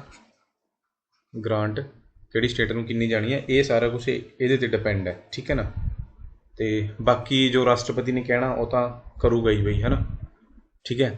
ਇਹ ਯਾਦ ਰੱਖਣਾ ਆਪਾਂ ਨੇ ਫਾਈਨੈਂਸ ਕਮਿਸ਼ਨ ਬਾਰੇ। ਨੈਕਸਟ ਕੁਐਸਚਨ ਦੇਖੋ ਬਾਈ, ਭਾਰਤ ਦੇ ਉਪ ਰਾਸ਼ਟਰਪਤੀ ਦੀ ਚੋਣ ਇਲੈਕਟੋਰਲ ਕਾਲਜ ਦੇ ਮੈਂਬਰ ਜਿਨ੍ਹਾਂ ਵਿੱਚ ਡੈਸ਼ ਦੇ ਮੈਂਬਰ ਹੁੰਦੇ ਹਨ ਕਰਦੇ ਹਨ। ਯਾਨੀ ਜਿਹੜਾ ਬਾਈ ਉਪ ਰਾਸ਼ਟਰਪਤੀ ਹੈ ਆਪਣਾ, ਹੈ ਨਾ, ਉਹਨਾਂ ਦਾ ਇਲੈਕਟੋਰਲ ਕਾਲਜ ਪੁੱਛਿਆ, ਮਤਲਬ ਉਹਨਾਂ ਦੇ ਜਿਹੜੇ ਇਲੈਕਸ਼ਨ ਹੁੰਦੇ ਨੇ, ਜਦੋਂ ਉਹਨਾਂ ਦੇ ਇਲੈਕਸ਼ਨ ਹੁੰਦੇ ਨੇ ਕੌਣ ਵੋਟ ਕਰਦਾ ਹੈ। ਤਾਂ ਉਪ ਰਾਸ਼ਟਰਪਤੀ ਦੇ ਇਲੈਕਸ਼ਨਾਂ ਦੇ ਵਿੱਚ ਆਪਣੇ ਸਾਰੇ MP ਵੋਟ ਕਰਦੇ ਨੇ ਬਾਈ, ਟੋਟਲ MP ਜਿੰਨੇ ਵੀ ਹੈਗੇ ਆ, ਠੀਕ ਹੈ ਨਾ। ਤਾਂ MP ਬੈਠਦੇ ਕਿੱਥੇ ਆ, ਲੋਕ ਸਭਾ ਦੇ ਰਾਜ ਸਭਾ, ਬਸ ਸਿੰਪਲ, ਠੀਕ ਹੈ ਨਾ। ਇਹ ਪੁਆਇੰਟ ਆਪਾਂ ਨੇ ਯਾਦ ਰੱਖਣਾ ਹੈ। ਜਿਹੜਾ ਵਾਈਸ ਪ੍ਰੈਜ਼ੀਡੈਂਟ ਹੈ ਉਹਦੇ ਇਲੈਕਸ਼ਨ ਦੇ ਵਿੱਚ ਸਾਰੇ ਲੋਕ ਸਭਾ ਦੇ ਮੈਂਬਰ, ਸਾਰੇ ਰਾਜ ਸਭਾ ਦੇ ਮੈਂਬਰ ਵੋਟ ਕਰਦੇ ਨੇ। ਜੇ ਗੱਲ ਕਰੀਏ ਆਪਾਂ ਲੋਕ ਸਭਾ ਦੀ, ਤਾਂ ਲੋਕ ਸਭਾ ਦੇ ਵਿੱਚ ਐਟ ਪ੍ਰੈਜੈਂਟ 545 ਮੈਂਬਰ ਨੇ, ਐਟ ਪ੍ਰੈਜੈਂਟ ਦੀ ਗੱਲ ਕਰੀਏ ਬਾਈ ਮੈਨੇ, ਠੀਕ ਹੈ ਨਾ। ਅਤੇ ਰਾਜ ਸਭਾ ਦੇ ਵਿੱਚ 245 ਮੈਂਬਰ ਨੇ। ਮੈਕਸੀਮਮ ਕਿੰਨੇ ਹੋ ਸਕਦੇ ਆ? ਮੈਕਸੀਮਮ 552 ਇੱਥੇ ਹੋ ਸਕਦੇ ਆ, ਅਤੇ ਮੈਕਸੀਮਮ 250 ਇੱਥੇ ਹੋ ਸਕਦੇ ਆ, ਠੀਕ ਹੈ ਨਾ। ਤਾਂ 545 ਇਹ ਵਾਲੇ ਹੋ ਗਏ, 245 ਇਹ ਵਾਲੇ ਹੋ ਗਏ, ਇਹ ਦੋਨੇ ਮਿਲ ਕੇ ਵਾਈਸ ਪ੍ਰੈਜ਼ੀਡੈਂਟ ਦੇ ਇਲੈਕਸ਼ਨਾਂ ਦੇ ਵਿੱਚ ਵੋਟ ਕਰਦੇ ਨੇ ਬਾਈ, ਠੀਕ ਹੈ ਨਾ। ਕਲੀਅਰ ਹੈ। ਨੈਕਸਟ, ਭਾਰਤ ਸਰਕਾਰ ਦੇ 3 ਪੱਧਰ ਡੈਸ਼ ਡੈਸ਼ ਅਤੇ ਡੈਸ਼ ਹਨ। ਸਿੰਪਲ। ਤਾਂ ਇਹ ਉਹਦਾ ਸਹੀ ਆਨਸਰ ਹੈ ਬਾਈ ਸੀ। ਆਪਣੀ ਜਿਹੜੀ ਗੌਰਮੈਂਟ ਹੁੰਦੀ ਹੈ ਇੰਡੀਆ ਦੇ ਵਿੱਚ, ਉਹਦੇ 3 ਲੈਵਲ ਹੁੰਦੇ ਨੇ ਬਾਈ। ਸਭ ਤੋਂ ਉੱਪਰ ਸੈਂਟਰ ਲੈਵਲ ਹੋ ਗਿਆ, ਫਿਰ ਆਪਣੀ ਸਟੇਟਾਂ ਹੋ ਗਈਆਂ ਹੈ ਨਾ, ਸਟੇਟ ਸਰਕਾਰ, ਅਤੇ ਫਿਰ ਆਪਣੇ ਪਿੰਡਾਂ ਦੇ ਵਿੱਚ ਪੰਚਾਇਤਾਂ ਜਾਂ ਫਿਰ ਮਿਊਨਸੀਪੈਲਿਟੀਜ਼ ਹੋ ਗਈ, ਠੀਕ ਹੈ ਨਾ। ਇਹ 3 ਹੁੰਦੇ ਨੇ ਬਾਈ, ਠੀਕ ਹੈ ਨਾ। ਇਹ ਯਾਦ ਰੱਖਣਾ ਆਪਾਂ ਨੇ। ਕਲੀਅਰ ਹੈ। ਨੈਕਸਟ, ਹੇਠ ਲਿਖਿਆਂ ਵਿੱਚੋਂ ਕਿਸ ਕਮੇਟੀ ਨੇ ਭਾਰਤੀ ਸੰਵਿਧਾਨ ਵਿੱਚ ਬੁਨਿਆਦੀ ਫਰਜ਼, ਠੀਕ ਹੈ ਨਾ, ਜਾਂ ਤੁਸੀਂ ਇਹਨੂੰ ਲਿਖ ਸਕਦੇ ਹੋ ਮੌਲਿਕ ਅਧਿਕਾਰ ਨੂੰ ਸ਼ਾਮਿਲ ਕਰਨ ਦਾ ਸੁਝਾਅ ਦਿੱਤਾ, ਠੀਕ ਹੈ ਨਾ। ਤਾਂ ਬੜਾ ਸਿੰਪਲ ਜਿਹਾ ਪ੍ਰਸ਼ਨ ਹੈ ਬਾਈ। ਸਵਰਨ ਸਿੰਘ ਕਮੇਟੀ, ਠੀਕ ਹੈ ਨਾ। ਇਸ ਕਮੇਟੀ ਦੇ ਕਹਿਣ 'ਤੇ ਆਪਣੇ ਸੰਵਿਧਾਨ ਦੇ ਵਿੱਚ ਜਿਹੜੇ ਮੌਲਿਕ ਅਧਿਕਾਰ, ਫੰਡਾਮੈਂਟਲ ਡਿਊਟੀਜ਼, ਸੌਰੀ ਬਾਈ ਜੀ, ਮੌਲਿਕ ਅਧਿਕਾਰ ਨਹੀਂ ਇੱਥੇ, ਮੌਲਿਕ ਫਰਜ਼ ਆਊਗਾ, ਠੀਕ ਹੈ ਨਾ। ਤਾਂ ਇਸ ਕਮੇਟੀ ਦੇ ਕਹਿਣ 'ਤੇ ਆਪਣੇ ਸੰਵਿਧਾਨ ਦੇ ਵਿੱਚ ਮੌਲਿਕ ਫਰਜ਼ਾਂ ਨੂੰ ਜਾਂ ਮੌਲਿਕ ਕਰਤੱਵਿਆਂ ਨੂੰ ਐਡ ਕੀਤਾ ਗਿਆ ਸੀ, ਠੀਕ ਹੈ ਨਾ। ਦੇਖੋ, ਜਿਹੜਾ ਆਪਣਾ ਮੂਲ ਸੰਵਿਧਾਨ ਸੀਗਾ, ਓਰੀਜਨਲ ਸੰਵਿਧਾਨ, ਉਹ 1950 'ਚ ਲਾਗੂ ਹੋਇਆ ਹੈ ਨਾ। ਤਾਂ ਉਸ ਟਾਈਮ ਇਹਦੇ 'ਚ ਆਪਣੇ ਸੰਵਿਧਾਨ ਦੇ ਵਿੱਚ ਇਹ ਨਹੀਂ ਸੀਗੀ ਬਈ, ਫੰਡਾਮੈਂਟਲ ਜਿਹੜੀ ਡਿਊਟੀਜ਼ ਨੇ ਹੈ ਨਾ, ਬੁਨਿਆਦੀ ਫਰਜ਼, ਇਹ ਨਹੀਂ ਸੀਗੇ। ਇਹ ਬਾਅਦ 'ਚ ਐਡ ਕਰੇ ਗਏ ਆ। ਕਦੋਂ ਐਡ ਕਰੇ ਗਏ ਆ? 42ਵੇਂ ਸੰਸ਼ੋਧਨ ਦੇ ਤਹਿਤ 1976 ਦੇ ਵਿੱਚ, ਠੀਕ ਹੈ ਨਾ। 4 ਅਤੇ 2 6 ਹੋ ਗਏ ਬਾਈ, ਠੀਕ ਹੈ ਨਾ। ਕਾਫੀ ਬੱਚੇ ਤਾਂ ਇਹਦੇ 'ਚ ਹੀ ਕਨਫਿਊਜ਼ ਰਹਿੰਦੇ ਕਿ 42ਵਾਂ ਸੰਸ਼ੋਧਨ 1976 'ਚ ਹੋਇਆ ਸੀਗਾ ਜਾਂ 1978 'ਚ ਹੋਇਆ ਸੀਗਾ। ਤਾਂ ਬਈ 42ਵਾਂ ਸੰਸ਼ੋਧਨ ਸੀਗਾ ਜਿਹੜਾ, ਉਹ 1976 ਸੀਗਾ। 4 ਅਤੇ 2 6 ਹੁੰਦੇ ਆ ਤਾਂ 76 ਹੋ ਗਿਆ। ਅਤੇ 44ਵਾਂ ਸੰਸ਼ੋਧਨ ਹੈ ਜਿਹੜਾ 4 ਅਤੇ 4 8 ਹੁੰਦੇ ਆ, ਉਹ 78 ਹੋ ਗਿਆ, ਠੀਕ ਹੈ ਨਾ। ਇੱਦਾਂ ਯਾਦ ਰੱਖ ਸਕਦੇ ਹੋ ਤੁਸੀਂ, ਠੀਕ ਹੈ। ਅਤੇ 42ਵੇਂ ਸੰਸ਼ੋਧਨ ਦੇ ਤਹਿਤ 1976 ਦੇ ਵਿੱਚ ਸਵਰਨ ਸਿੰਘ ਕਮੇਟੀ ਹੈ ਜਿਹੜੀ, ਇਹਦੇ ਕਹਿਣ 'ਤੇ ਫੰਡਾਮੈਂਟਲ ਡਿਊਟੀਜ਼ ਐਡ ਕਰੀਆਂ ਗਈਆਂ ਸੀ ਆਪਣੇ ਸੰਵਿਧਾਨ 'ਚ, ਰੂਸ ਤੋਂ ਲੈ ਕੇ ਹੈ ਨਾ, ਰਸ਼ੀਆ ਦੀ ਥਾਂ 'ਤੇ ਉਹਦਾ ਪੁਰਾਣਾ ਨਾਮ ਵੀ ਆ ਜਾਂਦਾ ਕਈ ਵਾਰ, USSR ਸੀਗਾ ਇਹਨਾਂ ਦਾ ਪੁਰਾਣਾ ਨਾਮ, ਸੋਵੀਅਤ ਸੰਘ, ਠੀਕ ਹੈ ਨਾ। ਇਹਨਾਂ ਦੇ ਸੰਵਿਧਾਨ ਤੋਂ ਆਪਾਂ ਨੇ ਇਹ ਚੀਜ਼ ਕਾਪੀ ਕਰਕੇ ਆਪਣੇ ਸੰਵਿਧਾਨ ਦੇ ਵਿੱਚ ਜੋੜੇ। ਇੱਦਾਂ ਕਰਕੇ ਤੁਸੀਂ ਯਾਦ ਰੱਖ ਸਕਦੇ ਹੋ, ਠੀਕ ਹੈ ਨਾ। ਜਦੋਂ ਇਹਨਾਂ ਨੂੰ ਐਡ ਕੀਤਾ ਗਿਆ ਮੌਲਿਕ ਆਪਣੇ ਜਿਹੜੇ ਫਰਜ਼ ਨੇ ਹੈ ਨਾ, ਬੁਨਿਆਦੀ ਫਰਜ਼ ਨੇ, ਤਾਂ ਉਸ ਟਾਈਮ ਸੀਗੇ ਇਹ 10, ਠੀਕ ਹੈ ਨਾ। ਟੋਟਲ 10 ਐਡ ਕਰੇ ਗਏ ਸੀਗੇ, ਇਹ ਵੀ ਪੁਆਇੰਟ ਯਾਦ ਰੱਖਣਾ ਹੈ। ਬਟ ਹੁਣ ਕਿੰਨੇ ਨੇ? ਨਾਓ ਐਟ ਪ੍ਰੈਜੈਂਟ ਨੇ ਬਈ 11, ਠੀਕ ਹੈ। ਬਾਕੀ ਨੂੰ ਅੱਗੇ ਹੀ ਦੇਖਾਂਗੇ 11 ਕਿਹੜੇ ਨੇ, ਠੀਕ ਹੈ ਨਾ। ਜਦੋਂ ਮੌਲਿਕ ਫਰਜ਼ਾਂ ਨੂੰ ਜੋੜਿਆ ਗਿਆ ਉਸ ਟਾਈਮ 10 ਸੀਗੇ, ਹੁਣ 11 ਨੇ, ਠੀਕ ਹੈ ਨਾ। ਨੈਕਸਟ ਕੁਐਸਚਨ ਦੇਖੋ ਬਾਈ। ਕਮੇਟੀ ਹੈ ਜਿਹੜੀ ਕਮਰਸ ਦੀ, ਉਹਦਾ ਚੇਅਰਮੈਨ ਕੌਣ ਨਾਮਜ਼ਦ ਕਰਦਾ, ਯਾਨੀ ਕੌਣ ਨੋਮੀਨੇਟ ਕਰਦਾ? ਤਾਂ ਪਹਿਲੀ ਗੱਲ ਤਾਂ ਇਹ ਹੈ ਵੀ ਆਪਣੇ ਜਿਹੜੀ ਪਾਰਲੀਮੈਂਟ ਹੁੰਦੀ ਹੈ ਨਾ, ਉੱਥੇ ਲੋਕ ਸਭਾ ਅਤੇ ਰਾਜ ਸਭਾ ਦੇ ਵਿੱਚ ਕਈ ਤਰ੍ਹਾਂ ਦੀ ਕਮੇਟੀਆਂ ਬਣਾਈਆਂ ਜਾਂਦੀਆਂ ਹੈ ਨਾ।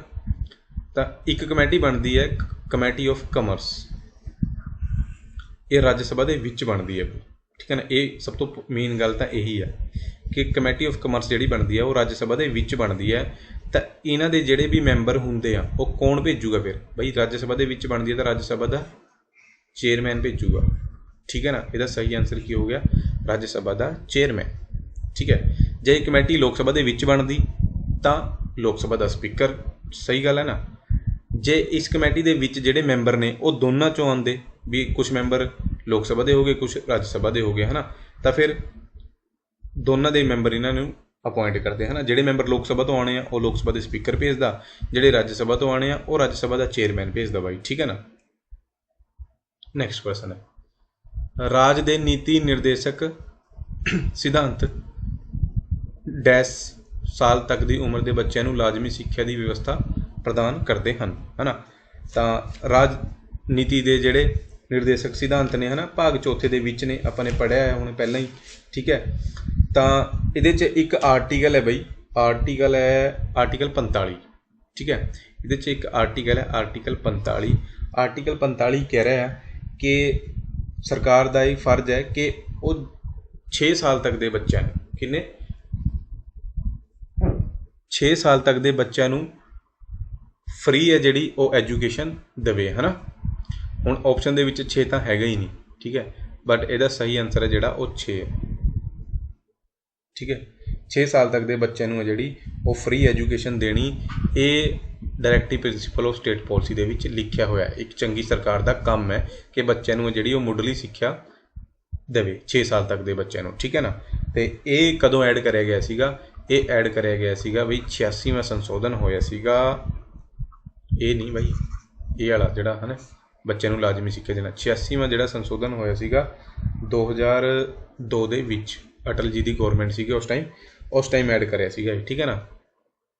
ਨੈਕਸਟ ਹੈ ਬਈ, ਹੇਠ ਲਿਖਿਆਂ ਵਿੱਚੋਂ ਕਿਹੜੀ ਧਾਰਾ, ਇੱਥੇ ਅਨੁਛੇਦ ਆਰਟੀਕਲ ਲਿਖ ਲਓ ਬਈ, ਧਾਰਾ ਦਾ ਤਾਂ ਕੋਈ ਮਤਲਬ ਹੀ ਨਹੀਂ, ਕਿਹੜੇ ਆਰਟੀਕਲ ਰਾਜਨੀਤੀ ਦੇ ਨਿਰਦੇਸ਼ਕ ਸਿਧਾਂਤਾਂ ਵਿੱਚ ਗ੍ਰਾਮ ਪੰਚਾਇਤ ਦੇ ਗਠਨ, ਗ੍ਰਾਮ ਪੰਚਾਇਤ ਦੇ ਪ੍ਰਬੰਧ ਕਰਨ ਦੀ ਵਿਵਸਥਾ ਮੁਹੱਈਆ ਕਰਦੀ ਹੈ? ਸਿੰਪਲ ਹੈ, ਆਰਟੀਕਲ 40 ਹੈ ਬਈ। ਆਰਟੀਕਲ 40 ਕੀ ਕਹਿ ਰਿਹਾ ਕਿ ਇੱਕ ਜਿਹੜੀ ਸਰਕਾਰ ਹੈ ਨਾ, ਉਹਦੀ ਜ਼ਿੰਮੇਵਾਰੀ ਹੈ ਕਿ ਉਹ ਪਿੰਡਾਂ ਦੇ ਵਿੱਚ ਗ੍ਰਾਮ ਪੰਚਾਇਤ ਦਾ ਗਠਨ ਕਰੇ, ਸਿੰਪਲ, ਠੀਕ ਹੈ ਨਾ। ਤਾਂ ਇਹ ਵੀ ਇੱਕ ਸਰਕਾਰ ਦਾ ਕੰਮ ਹੈ, directive principle of state policy ਹੈ, ਠੀਕ ਹੈ ਨਾ। ਭਾਗ ਚੌਥਾ ਹੈ, ਠੀਕ ਹੈ ਨਾ, ਯਾਦ ਹੈ ਨਾ ਤੁਹਾਨੂੰ। 36 ਤੋਂ ਲੈ ਕੇ, ਦੁਬਾਰੇ ਵੇਖ ਲਓ ਬਾਈ, 36 ਤੋਂ ਲੈ ਕੇ 51 ਤੱਕ ਭਾਗ ਚੌਥਾ ਚੱਲਦਾ ਹੈ ਸੰਵਿਧਾਨ ਦਾ, ਠੀਕ ਹੈ ਨਾ, ਜਿਹਦਾ ਨਾਂ ਹੈ directive principle of state policy ਜਾਂ ਫਿਰ ਰਾਜਨੀਤੀ ਦੇ ਨਿਰਦੇਸ਼ਕ ਸਿਧਾਂਤ। ਇਹਦੇ ਵਿੱਚ 36 ਤੋਂ ਲੈ ਕੇ 51 ਤੱਕ ਮਤਲਬ ਕੁਝ ਕੰਮ ਲਿਖੇ ਹੋਏ ਨੇ ਕਿ ਇੱਕ ਚੰਗੀ ਸਰਕਾਰ ਨੇ ਕੀ ਕੰਮ ਕਰਨੇ ਹੁੰਦੇ ਆ, ਕਰੇ ਨਾ ਕਰੇ ਉਹ ਉਹਦੀ ਮਰਜ਼ੀ ਹੈ, ਠੀਕ ਹੈ ਨਾ, ਬਟ ਇਹਦੇ 'ਚ ਕੰਮ ਲਿਖੇ ਹੋਏ ਆ ਕਿ ਇਹ ਵੀ ਕਰਨਾ ਉਹ ਵੀ ਕਰਨਾ ਉਹਨੇ, ਹੈ ਨਾ। ਤਾਂ ਆਰਟੀਕਲ 40 ਦੇ ਵਿੱਚ ਆਪਾਂ ਨੇ ਦੇਖਿਆ ਇਹ ਲਿਖਿਆ ਹੋਇਆ ਕਿ ਪਿੰਡਾਂ ਦੇ ਵਿੱਚ ਪੰਚਾਇਤਾਂ ਦਾ ਗਠਨ ਕਰਨਾ ਹੈ ਨਾ। ਆਰਟੀਕਲ 44 ਦੇ ਵਿੱਚ ਲਿਖਿਆ ਹੋਇਆ ਕਿ ਸਾਰੇ ਜਿਹੜੇ ਨਾਗਰਿਕ ਨੇ ਉਹਨਾਂ ਵਾਸਤੇ ਸਮਾਨ ਕਾਨੂੰਨ ਹੈ ਜਿਹੜਾ ਉਹ ਬਣਾਉਣਾ ਹੈ ਨਾ, ਇੱਦਾਂ ਕਰਕੇ। ਆਰਟੀਕਲ 45 ਆਪਾਂ ਨੇ ਇਹ ਵੇਖਿਆ ਹੈ ਨਾ ਕਿ ਜਿਹੜੇ 6 ਸਾਲ ਤੱਕ ਦੇ ਬੱਚੇ ਨੇ ਉਹਨਾਂ ਨੂੰ ਸਿੱਖਿਆ ਪ੍ਰਦਾਨ ਕਰਨਾ, ਹੈ ਨਾ। ਇਹ ਸਾਰੇ ਕੰਮ ਉਹਦੇ 'ਚ ਲਿਖੇ ਹੋਏ ਨੇ, ਕਲੀਅਰ ਹੈ। ਇਹ ਆਰਟੀਕਲ 40 ਤਾਂ ਬਹੁਤ ਇੰਪੋਰਟੈਂਟ ਹੈ ਬਈ, ਇਹ ਤਾਂ ਰੱਟਾ ਮਾਰ ਕੇ ਰੱਖੋ ਤੁਸੀਂ, ਠੀਕ ਹੈ। ਨੈਕਸਟ ਹੈ ਬਈ, ਰਾਸ਼ਟਰਪਤੀ ਜਿਹੜਾ ਆਰਡੀਨੈਂਸ ਜਾਰੀ ਕਰਦਾ ਹੈ ਨਾ, ਇਹ ਉਹਨੂੰ ਕਿੱਥੋਂ ਮਿਲਿਆ, ਹੈ ਨਾ, ਇਹ ਪਾਵਰ ਹੈ ਜਿਹੜੀ। ਤਾਂ ਗੌਰਮੈਂਟ ਜਿਹੜੀ ਬ੍ਰਿਟਿਸ਼ ਗੌਰਮੈਂਟ ਸੀਗੀ, ਹੈ ਨਾ, 1947 ਤੋਂ ਪਹਿਲਾਂ ਇੰਡੀਆ ਦੇ ਵਿੱਚ, ਤਾਂ ਉਹ ਇੱਕ ਐਕਟ ਲੈ ਕੇ ਆਈ ਸੀਗੀ, ਗੌਰਮੈਂਟ ਆਫ ਇੰਡੀਆ ਐਕਟ 1935 ਦੇ ਵਿੱਚ, ਭਾਰਤ ਸਰਕਾਰ ਐਕਟ 1935। ਇਸ ਐਕਟ ਦੇ ਵਿੱਚ ਉਹਨਾਂ ਨੇ ਆਰਡੀਨੈਂਸ ਸੀਗਾ ਜਿਹੜਾ ਇਹਦਾ ਜ਼ਿਕਰ ਕਰਿਆ ਹੋਇਆ ਸੀਗਾ, ਠੀਕ ਹੈ। ਐਟ ਪ੍ਰੈਜ਼ੈਂਟ ਜਿਹੜਾ ਰਾਸ਼ਟਰਪਤੀ ਹੈ ਉਹ ਆਰਡੀਨੈਂਸ ਜਾਰੀ ਕਰਦਾ ਹੈ ਆਰਟੀਕਲ 123 ਦੇ ਯੂਜ਼ ਕਰਕੇ, 123 ਦਾ ਯੂਜ਼ ਕਰਕੇ ਰਾਸ਼ਟਰਪਤੀ ਹੈ ਜਿਹੜਾ ਉਹ ਆਰਡੀਨੈਂਸ ਜਾਰੀ ਕਰਦਾ ਹੈ। ਬਟ ਆਰਡੀਨੈਂਸ ਦਾ ਜ਼ਿਕਰ ਹੈ ਜਿਹੜਾ ਉਹ 1935 'ਚ ਗੌਰਮੈਂਟ ਆਫ ਇੰਡੀਆ ਐਕਟ 'ਚ ਅੰਗਰੇਜ਼ਾਂ ਨੇ ਕਰਤਾ ਸੀ, ਠੀਕ ਹੈ ਨਾ। ਇਹ ਜਿਹੜਾ ਐਕਟ ਸੀਗਾ ਗੌਰਮੈਂਟ ਆਫ ਇੰਡੀਆ ਐਕਟ 1935, ਇਹ ਸਭ ਤੋਂ ਵੱਡਾ ਐਕਟ ਸੀਗਾ, ਠੀਕ ਹੈ ਨਾ। ਅਤੇ ਇਸ ਨੂੰ ਸੰਵਿਧਾਨ ਦਾ ਬਲੂ ਪ੍ਰਿੰਟ ਵੀ ਕਿਹਾ ਜਾਂਦਾ, ਬਲੂ ਪ੍ਰਿੰਟ ਆਫ ਇੰਡੀਅਨ ਕੌਂਸਟੀਟਿਊਸ਼ਨ, ਠੀਕ ਹੈ ਨਾ। ਇਹ ਪੁਆਇੰਟ ਵੀ ਯਾਦ ਰੱਖਣਾ, ਇਹ ਡਾਇਰੈਕਟ ਕੁਐਸਚਨ ਬਣਦਾ ਹੈ ਬਈ ਕਿ ਕਿਸ ਨੂੰ ਬਲੂ ਪ੍ਰਿੰਟ ਆਫ ਇੰਡੀਅਨ ਕੌਂਸਟੀਟਿਊਸ਼ਨ ਕਿਹਾ ਜਾਂਦਾ ਹੈ। ਤਾਂ ਗੌਰਮੈਂਟ ਆਫ ਇੰਡੀਆ ਐਕਟ 1935, ਠੀਕ ਹੈ ਨਾ, ਸਭ ਤੋਂ ਵੱਡਾ ਐਕਟ ਲੈ ਕੇ ਆਏ ਸੀ ਅੰਗਰੇਜ਼। Next, which of the following agency conducts election to the local bodies. Local bodies ਦਾ ਮਤਲਬ ਹੈ ਵੀ ਜਿਹੜੇ ਲੋਕਲ ਇਲੈਕਸ਼ਨ ਹੁੰਦੇ ਆਪਣੇ ਪੰਚਾਇਤਾਂ ਦੇ ਹੁੰਦੇ ਆ ਅਤੇ ਮਿਊਨਸੀਪੈਲਿਟੀਜ਼ ਦੇ ਹੁੰਦੇ ਆ ਨਾ, ਨਗਰ ਪਾਲਿਕਾਵਾਂ ਦੇ, ਤਾਂ ਇਹ ਕੌਣ ਕਰਦੀ ਹੈ? ਸਿੰਪਲ ਹੈ ਵੀ ਆਪਾਂ ਨੇ ਪਹਿਲਾਂ ਵੀ ਡਿਸਕਸ ਕਰਿਆ ਹੈ, ਸਟੇਟ ਇਲੈਕਸ਼ਨ ਕਮਿਸ਼ਨ ਕਰੂਗਾ, ਹੈ ਨਾ। ਇਲੈਕਸ਼ਨ ਕਮਿਸ਼ਨ ਦੋ ਤਰ੍ਹਾਂ ਦੇ ਨੇ, ਇੱਕ ਸੈਂਟਰਲ ਹੁੰਦਾ ਹੈ ਅਤੇ ਇੱਕ ਸਟੇਟ ਹੁੰਦਾ ਹੈ। ਤਾਂ ਸਟੇਟ ਵਾਲੇ ਤਾਂ ਬਸ ਦੋ ਹੀ ਇਲੈਕਸ਼ਨ ਕਰਦੇ ਨੇ ਲੋਕਲ ਬੋਡੀਜ਼ ਦੇ, ਇੱਕ ਪੰਚਾਇਤ ਵਾਲੇ ਅਤੇ ਇੱਕ ਮਿਊਨਸੀਪੈਲਿਟੀ ਵਾਲੇ, ਬਾਕੀ ਸਾਰੇ ਸੈਂਟਰਲ ਕਰਨਗੇ, ਠੀਕ ਹੈ ਨਾ। ਆਰਟੀਕਲ 324 ਹੈ ਬਈ ਇਲੈਕਸ਼ਨ ਕਮਿਸ਼ਨ ਦਾ, ਠੀਕ ਹੈ ਨਾ, ਬਸ। ਨੈਕਸਟ, ਸੰਵਿਧਾਨ ਦਾ ਭਾਗ 4A ਕਿਹਦੇ ਨਾਲ ਸੰਬੰਧਿਤ ਹੈ? 4A ਦੇ ਵਿੱਚ ਹੈਗੇ ਨੇ ਬਈ ਆਪਣੀ ਬੁਨਿਆਦੀ ਕਰਤੱਵ, ਠੀਕ ਹੈ ਨਾ, ਫੰਡਾਮੈਂਟਲ ਡਿਊਟੀਜ਼, ਭਾਗ 4A, ਠੀਕ ਹੈ। ਇਹ ਭਾਗ 4A ਹੈ ਜਿਹੜਾ, ਇਹ ਪਹਿਲਾਂ ਤੋਂ ਆਪਣੇ ਸੰਵਿਧਾਨ ਦੇ ਵਿੱਚ ਨਹੀਂ ਸੀ, ये बाद च ऐड कराया गया, ठीक है ना। ਇਹਦੇ ਵਿੱਚ ਇੱਕ ਹੀ ਅਨੁਛੇਦ ਹੈ, ਉਹ ਹੈ अनुच्छेद 51A, ठीक है ना। ये ਜਿਹੜੇ बुनियादी कर्तव्य ने ये ਆਪਾਂ ने USSR यानी सोवियत संघ यानी रशिया तो ਲਏ ਨੇ। ਕਿਹੜੀ ਕਮੇਟੀ ਦੇ ਕਹਿਣ ਤੋਂ ਲਏ ਨੇ, ਇਹ ਆਪਾਂ ਨੇ ਹੁਣੇ ਡਿਸਕਸ ਕਰਿਆ ਸੀਗਾ ਕੁਐਸਚਨ, ਹੈ ਨਾ। ਸਵਰਨ ਸਿੰਘ ਕਮੇਟੀ ਸੀ ਜਿਹੜੀ, ਉਹਦੇ ਕਹਿਣ ਤੇ ਲਏ ਨੇ, ਠੀਕ ਹੈ ਨਾ। ਕਦੋਂ ਲਏ ਨੇ? 42ਵਾਂ ਸੰਸ਼ੋਧਨ ਸੀਗਾ ਬਈ, 1976 ਦੀ ਗੱਲ ਹੈ। ਜਦੋਂ ਲਏ ਸੀ ਉਸ ਟਾਈਮ ਕਿੰਨੇ ਸੀਗੇ? ਉਸ ਟਾਈਮ ਸੀਗੇ 10। ਐਟ ਪ੍ਰੈਜੈਂਟ ਨਾਓ ਜੇ ਹੁਣ ਗੱਲ ਕਰੀਏ ਤਾਂ ਹੁਣ ਨੇ 11 ਬਾਈ, ਠੀਕ ਹੈ ਨਾ। ਕਲੀਅਰ ਹੈ। ਜਿਹੜਾ ਇਹ 11ਵਾਂ ਇਹ ਕਦੋਂ ਐਡ ਕਰਿਆ ਗਿਆ? ਤਾਂ ਇਹ 11ਵਾਂ ਸੀਗਾ ਜਦੋਂ ਅਟਲ ਜੀ ਦੀ ਗੌਰਮੈਂਟ ਸੀਗੀ। 86ਵਾਂ ਸੰਸ਼ੋਧਨ 2002 ਉਸ ਟਾਈਮ ਐਡ ਕਰਿਆ ਸੀ, ਠੀਕ ਹੈ ਨਾ। ਬਸ ਇਹ ਇੰਨੇ ਕੁ ਯਾਦ ਰੱਖੋ, ਠੀਕ ਹੈ। ਨੈਕਸਟ, ਭਾਰਤੀ ਰਾਜਾਂ ਲਈ ਕਾਨੂੰਨ ਕਿੱਥੇ ਬਣਾਏ ਜਾਂਦੇ ਹਨ, ਹੈ ਨਾ। ਤਾਂ ਭਾਰਤੀ ਰਾਜ ਨੇ ਜਿਹੜੇ ਹੈ ਨਾ ਉਹ ਕਾਨੂੰਨ ਆਪਣੀ ਵਿਧਾਨ ਸਭਾ ਦੇ ਵਿੱਚ ਬਣਾਉਣਗੇ ਬਾਈ, ਠੀਕ ਹੈ। ਓਕੇ, ਆਪਣੀ ਜਿਹੜੀ ਲੈਜਿਸਲੇਟਿਵ ਅਸੈਂਬਲੀ ਹੈ ਪੰਜਾਬ ਦੀ ਵਿਧਾਨ ਸਭਾ, ਉਹਦੇ 'ਚ 117 ਸੀਟਾਂ ਨੇ, ਠੀਕ ਹੈ। ਅਤੇ ਹੁਣ ਤਾਂ ਆਪਣਾ CM ਵੀ ਚੇਂਜ ਹੋ ਗਿਆ। ਅੱਜ ਆਪਣਾ CM ਬਣਿਆ ਬਈ ਚਰਨਜੀਤ ਸਿੰਘ ਚੰਨੀ, ਹੈ ਨਾ। 2 ਡਿਪਟੀ CM ਵੀ ਬਣਾਏ ਨੇ। ਕਿਹੜੇ ਨੇ ਕਮੈਂਟ ਕਰਕੇ ਦੱਸੋ ਜਰਾ ਬਈ। ਇੱਕ CM ਤਾਂ ਤੁਹਾਨੂੰ ਪਤਾ ਹੀ ਹੈ, ਚਰਨਜੀਤ ਸਿੰਘ ਚੰਨੀ ਹੋ ਗਿਆ, ਹੈ ਨਾ। ਡਿਪਟੀ CM ਕੌਣ ਹੈ? 2 ਬਣਾਏ ਨੇ।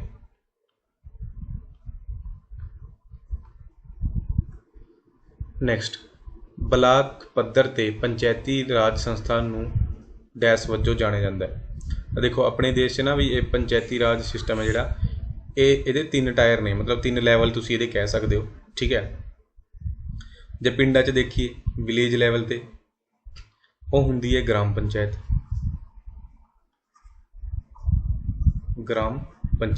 ਠੀਕ ਹੈ। ਫਿਰ ਉਸ ਤੋਂ ਬਾਅਦ ਆਉਂਦਾ ਬਲੋਕ 'ਚ ਹੁੰਦੀ ਹੈ ਪੰਚਾਇਤ ਸਮਿਤੀ।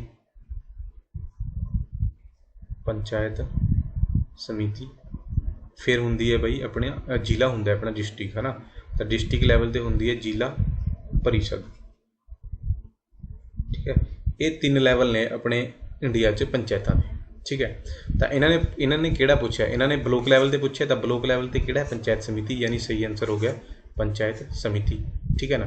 ਗ੍ਰਾਮ ਪੰਚਾਇਤ ਆ ਜਿਹੜਾ ਇਹ ਪਿੰਡਾਂ ਦੇ ਲੈਵਲ 'ਤੇ ਹੈ, ਜ਼ਿਲ੍ਹਾ ਪਰਿਸ਼ਦ ਦੇ ਡਿਸਟ੍ਰਿਕਟ ਲੈਵਲ 'ਤੇ ਹੈ। ਇਹ ਕੁਛ ਨਹੀਂ ਹੈਗਾ ਬਈ, ਠੀਕ ਹੈ ਨਾ। ਕਲੀਅਰ ਹੈ। ਇਹ ਯਾਦ ਰੱਖਣਾ ਆਪਾਂ ਨੇ, ਇਹ 3 ਟਾਇਰ ਨੇ, ਹੈ ਨਾ। ਅਤੇ ਪੰਚਾਇਤੀ ਰਾਜ ਪੰਚਾਇਤੀ ਰਾਜ ਸਭ ਤੋਂ ਪਹਿਲਾਂ 2 ਅਕਤੂਬਰ 1959 ਨੂੰ ਰਾਜਸਥਾਨ ਦੇ ਨਾਗੌਰ ਤੋਂ ਸ਼ੁਰੂ ਹੋਇਆ ਸੀਗਾ, ਠੀਕ ਹੈ ਨਾ। ਜਵਾਹਰ ਲਾਲ ਨਹਿਰੂ ਨੇ 2 ਅਕਤੂਬਰ ਨੂੰ ਹੁੰਦੀ ਹੈ ਗਾਂਧੀ ਜਯੰਤੀ, ਉਸ ਟਾਈਮ ਸ਼ੁਰੂ ਕਰਿਆ ਸੀਗਾ, ਠੀਕ ਹੈ ਨਾ। ਉਸ ਤੋਂ ਬਾਅਦ ਫਿਰ ਆਂਧਰਾ ਪ੍ਰਦੇਸ਼ ਹੋ ਗਿਆ, ਅਤੇ ਫਿਰ ਇਹਨਾਂ ਨੂੰ ਸੰਵਿਧਾਨਿਕ ਦਰਜਾ ਕਦੋਂ ਮਿਲਿਆ ਪੰਚਾਇਤੀ ਰਾਜ ਨੂੰ? ਤਾਂ ਪੰਚਾਇਤਾਂ ਨੂੰ ਸੰਵਿਧਾਨਿਕ ਦਰਜਾ ਮਿਲਿਆ ਬਾਈ 73ਵਾਂ ਸੰਸ਼ੋਧਨ 1992, ਠੀਕ ਹੈ ਨਾ। ਅਤੇ 24 ਅਪ੍ਰੈਲ 1993 ਤੋਂ ਸ਼ੁਰੂ ਹੋਇਆ, ਠੀਕ ਹੈ ਨਾ। ਤਾਂ 24 ਅਪ੍ਰੈਲ ਨੂੰ ਆਪਾਂ ਪੰਚਾਇਤੀ ਰਾਜ ਦਿਵਸ ਮਨਾਉਂਦੇ ਹਾਂ ਬਈ, ਠੀਕ ਹੈ ਨਾ। ਕਲੀਅਰ ਹੈ। ਨੈਕਸਟ ਕੁਐਸਚਨ 'ਤੇ ਚੱਲਦੇ ਹਾਂ। ਹੇਠ ਲਿਖੇ ਵਿੱਚੋਂ ਕਿਸ ਨੇ ਲਗਾਤਾਰ 2 ਵਾਰ ਭਾਰਤ ਦੇ ਉਪ ਰਾਸ਼ਟਰਪਤੀ ਦਾ ਅਹੁਦਾ ਸੰਭਾਲਿਆ? ਤਾਂ ਦੇਖੋ ਬਈ ਜਿਹੜਾ ਭਾਰਤ ਦਾ ਉਪ ਰਾਸ਼ਟਰਪਤੀ ਹੈ ਨਾ, ਇਹ ਆਰਟੀਕਲ 63 ਦੇ ਵਿੱਚ ਹੈ। ਅਤੇ ਜਿਹੜੇ ਆਪਣੇ ਪਹਿਲੇ ਉਪ ਰਾਸ਼ਟਰਪਤੀ ਸੀਗੇ ਉਹ ਸੀਗੇ ਸਰਵਪੱਲੀ ਰਾਧਾ ਕ੍ਰਿਸ਼ਨਨ, ਹੈ ਨਾ। ਇਹ ਸੀਗੇ ਬਈ, ਇਹਨਾਂ ਨੇ ਲਗਾਤਾਰ 2 ਵਾਰ ਜਿਹੜਾ ਉਹਦਾ ਸੰਭਾਲਿਆ ਹੈ ਉਪ ਰਾਸ਼ਟਰਪਤੀ ਦਾ, ਠੀਕ ਹੈ। ਅਤੇ ਉਸ ਤੋਂ ਬਾਅਦ ਇੱਕ ਹਾਮਿਦ ਅੰਸਾਰੀ ਵੀ ਹੋਏ ਨੇ, ਇਹਨਾਂ ਨੇ ਵੀ ਲਗਾਤਾਰ 2 ਵਾਰ ਉਹਦਾ ਸੰਭਾਲਿਆ। ਬਸ ਇਹੀ 2 ਬੰਦੇ ਹੋਏ ਨੇ, ਇੱਕ ਤਾਂ ਸਰਵਪੱਲੀ ਰਾਧਾ ਕ੍ਰਿਸ਼ਨਨ ਅਤੇ ਇੱਕ ਹਾਮਿਦ ਅੰਸਾਰੀ, ਜਿਨ੍ਹਾਂ ਨੇ 2-2 ਵਾਰ ਲਗਾਤਾਰ ਉਪ ਰਾਸ਼ਟਰਪਤੀ ਦਾ ਅਹੁਦਾ ਜਿਹੜਾ ਉਹ ਸੰਭਾਲਿਆ, ਠੀਕ ਹੈ ਨਾ। ਇਹ ਦੇਸ਼ ਦੇ ਪਹਿਲੇ ਉਪ ਰਾਸ਼ਟਰਪਤੀ ਸੀਗੇ ਅਤੇ ਦੇਸ਼ ਦੇ ਦੂਜੇ ਰਾਸ਼ਟਰਪਤੀ ਸੀਗੇ, ਸੈਕਿੰਡ ਪ੍ਰੈਜ਼ੀਡੈਂਟ, ਠੀਕ ਹੈ।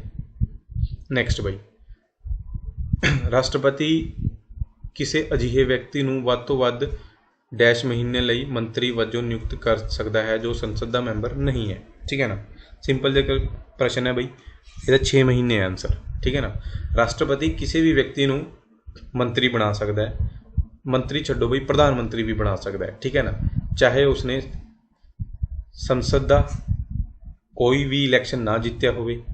ਸੰਸਦ ਦਾ ਕੀ ਹੈ, ਮਤਲਬ ਦੇਸ਼ 'ਚ ਉਹਨੇ ਕਦੀ ਕੋਈ ਇਲੈਕਸ਼ਨ ਹੀ ਨਹੀਂ ਜਿੱਤਿਆ ਬਈ ਬੰਦੇ ਨੇ, ਹੈ ਨਾ, ਉਹਨੂੰ ਵੀ ਚੱਕ ਕੇ ਰਾਸ਼ਟਰਪਤੀ ਹੈ ਜਿਹੜਾ ਉਹ ਉਹਨੂੰ ਪ੍ਰਧਾਨ ਮੰਤਰੀ ਬਣਾ ਸਕਦਾ ਹੈ, ਮੰਤਰੀ ਬਣਾ ਸਕਦਾ ਹੈ ਵੱਧ ਤੋਂ ਵੱਧ 6 ਮਹੀਨੇ ਦੇ ਲਈ। ਠੀਕ ਹੈ ਨਾ, ਜੇ ਉਹਨੇ 6 ਮਹੀਨੇ ਤੋਂ ਹੋਰ ਅੱਗੇ ਵੀ ਮਤਲਬ ਮੰਤਰੀ ਬਣੇ ਰਹਿਣਾ ਜਾਂ ਪ੍ਰਧਾਨ ਮੰਤਰੀ ਬਣੇ ਰਹਿਣਾ ਹੈ ਤਾਂ ਉਹਨੂੰ ਸੰਸਦ ਦੇ ਵਿੱਚ ਪਹੁੰਚਣਾ ਪਊਗਾ ਕਿ ਪੂਰੇ ਦੇਸ਼ 'ਚ ਕਿਤੇ ਵੀ ਜਾ ਕੇ ਉਹ ਇਲੈਕਸ਼ਨ ਲੜ ਸਕਦਾ ਹੈ MP ਦਾ। ਠੀਕ ਹੈ ਨਾ, ਭਾਵੇਂ ਰਾਜ ਸਭਾ ਦਾ ਲੜੇ ਭਾਵੇਂ ਲੋਕ ਸਭਾ ਦਾ ਲੜੇ, ਇਲੈਕਸ਼ਨ ਲੜ ਕੇ 6 ਮਹੀਨੇ ਤੋਂ ਪਹਿਲਾਂ ਸੰਸਦ ਵਿੱਚ ਪਹੁੰਚਣਾ ਜ਼ਰੂਰੀ ਹੈ। ਜੇ ਨਹੀਂ ਪਹੁੰਚਿਆ ਤਾਂ ਉਹਨੂੰ ਫਿਰ ਅਸਤੀਫਾ ਦੇਣਾ ਪਊਗਾ। ਠੀਕ ਹੈ ਨਾ, ਤਾਂ 6 ਮਹੀਨੇ ਦਾ ਟਾਈਮ ਹੁੰਦਾ ਹੈ, ਰਾਸ਼ਟਰਪਤੀ ਕਿਸੇ ਨੂੰ ਵੀ ਚੱਕ ਕੇ ਮੰਤਰੀ ਜਾਂ ਪ੍ਰਧਾਨ ਮੰਤਰੀ ਬਣਾ ਸਕਦਾ ਹੈ। ਠੀਕ ਹੈ ਨਾ, ਕਲੀਅਰ ਹੈ? ਠੀਕ ਹੈ ਬਈ, ਤਾਂ ਨੈਕਸਟ ਪ੍ਰਸ਼ਨ 'ਤੇ ਚੱਲਦੇ ਹਾਂ। ਕਿਹੜੇ ਹਾਲਾਤਾਂ ਵਿੱਚ ਭਾਰਤ ਦੇ ਰਾਸ਼ਟਰਪਤੀ ਆਪਣੇ ਵਿਵੇਕ ਦੀ ਵਰਤੋਂ ਕਰਦਿਆਂ ਪ੍ਰਧਾਨ ਮੰਤਰੀ ਦੀ ਨਿਯੁਕਤੀ ਕਰ ਸਕਦੇ ਹਨ? ਠੀਕ ਹੈ, ਤਾਂ ਦੇਖੋ ਬਈ, ਆਪਣੇ ਦੇਸ਼ 'ਚ ਪ੍ਰਧਾਨ ਮੰਤਰੀ ਬਣਨ ਦੇ ਲਈ ਦੇਖੋ 545 ਸੀਟਾਂ ਦੇ 543 ਸੀਟਾਂ ਦੇ ਇਲੈਕਸ਼ਨ ਹੁੰਦਾ ਹੈ ਨਾ, ਤਾਂ 273 ਸੀਟਾਂ ਜਿਹੜੀ ਪਾਰਟੀ ਦੀ ਆਉਂਦੀਆਂ ਨੇ ਨਾ ਉਹ ਪਾਰਟੀ ਸਰਕਾਰ ਬਣਾਉਂਦੀ ਹੈ।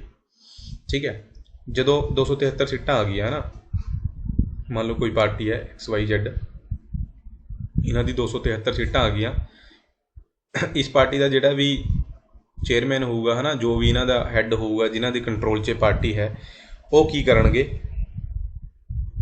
ਉਹ ਇੱਕ ਲਿਸਟ ਤਿਆਰ ਕਰਕੇ ਰਾਸ਼ਟਰਪਤੀ ਦੇ ਕੋਲ ਜਾਣਗੇ, ਰਾਸ਼ਟਰਪਤੀ ਨੂੰ ਕਹਿਣਗੇ ਬਈ ਆਪਣੀ ਜਿਹੜੀ ਪਾਰਟੀ ਹੈ ਨਾ, ਉਹਦੀ 273 ਸੀਟਾਂ ਆਈਆਂ ਨੇ, ਉਹਨੇ ਮਤਲਬ ਆਪਣਾ ਜਿਹੜਾ ਬਹੁਮਤ ਦਾ ਆਂਕੜਾ ਹੈ ਉਹ ਪਾਰ ਕਰ ਲਿਆ, ਸਾਡੀ ਸਰਕਾਰ ਬਣੂਗੀ, ਇਹ ਸਾਡਾ ਬੰਦਾ ਹੈ ਨਾ, ਕੋਈ ਵੀ ਹੋ ਸਕਦਾ ਹੈ। ਠੀਕ ਹੈ, ਇਹ ਆਪਣਾ ਕੀ ਬਣੂਗਾ, ਪ੍ਰਧਾਨ ਮੰਤਰੀ ਬਣੂਗਾ, ਕੋਈ ਵੀ ਬੰਦਾ ਹੋ ਸਕਦਾ, ਭਾਵੇਂ ਉਹ ਇਹਨਾਂ 273 'ਚ ਹੋਵੇ ਭਾਵੇਂ ਉਹ ਇਹਨਾਂ 273 'ਚ ਨਾ ਹੋਵੇ, ਕੋਈ ਚੱਕਰ ਨਹੀਂ, ਕੋਈ ਵੀ ਹੋ ਸਕਦਾ ਹੈ ਨਾ।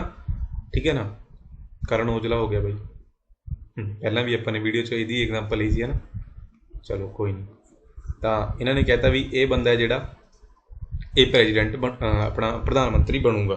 ਠੀਕ ਹੈ ਨਾ, ਇਹਨਾਂ ਨੇ ਕਹਿਤਾ, ਤਾਂ ਇਹ ਹੁੰਦਾ ਹੈ ਪ੍ਰੋਸੈਸ ਪ੍ਰਧਾਨ ਮੰਤਰੀ ਬਣਨ ਦਾ। ਜਦੋਂ ਇਲੈਕਸ਼ਨ ਹੋਏ 273 ਸੀਟਾਂ ਜਿਸ ਵੀ ਪਾਰਟੀ ਦੀ ਆਈਆਂ, ਉਸ ਪਾਰਟੀ ਨੇ ਮਿਲ ਕੇ ਕਿਸੇ ਵੀ ਇੱਕ ਬੰਦੇ ਨੂੰ, ਭਾਵੇਂ ਉਹਨੇ ਇਲੈਕਸ਼ਨ ਲੜਿਆ ਜਾਂ ਨਾ ਲੜਿਆ, ਠੀਕ ਹੈ ਨਾ, ਉਹ ਕੋਈ ਫਰਕ ਨਹੀਂ ਪੈਂਦਾ ਉਹਦੇ ਤੋਂ, ਬਸ ਇਹ ਜਿਹਨੂੰ ਕਹਿਣਗੇ, ਇਹ 273 ਬੰਦੇ ਜਿਹਨੂੰ ਕਹਿਣਗੇ ਉਹੀ ਬੰਦਾ ਪ੍ਰਧਾਨ ਮੰਤਰੀ ਬਣਦਾ ਹੈ। ਠੀਕ ਹੈ ਨਾ, ਇਹ ਤਾਂ ਨੋਰਮਲ ਪ੍ਰੋਸੈਸ ਹੋ ਗਿਆ।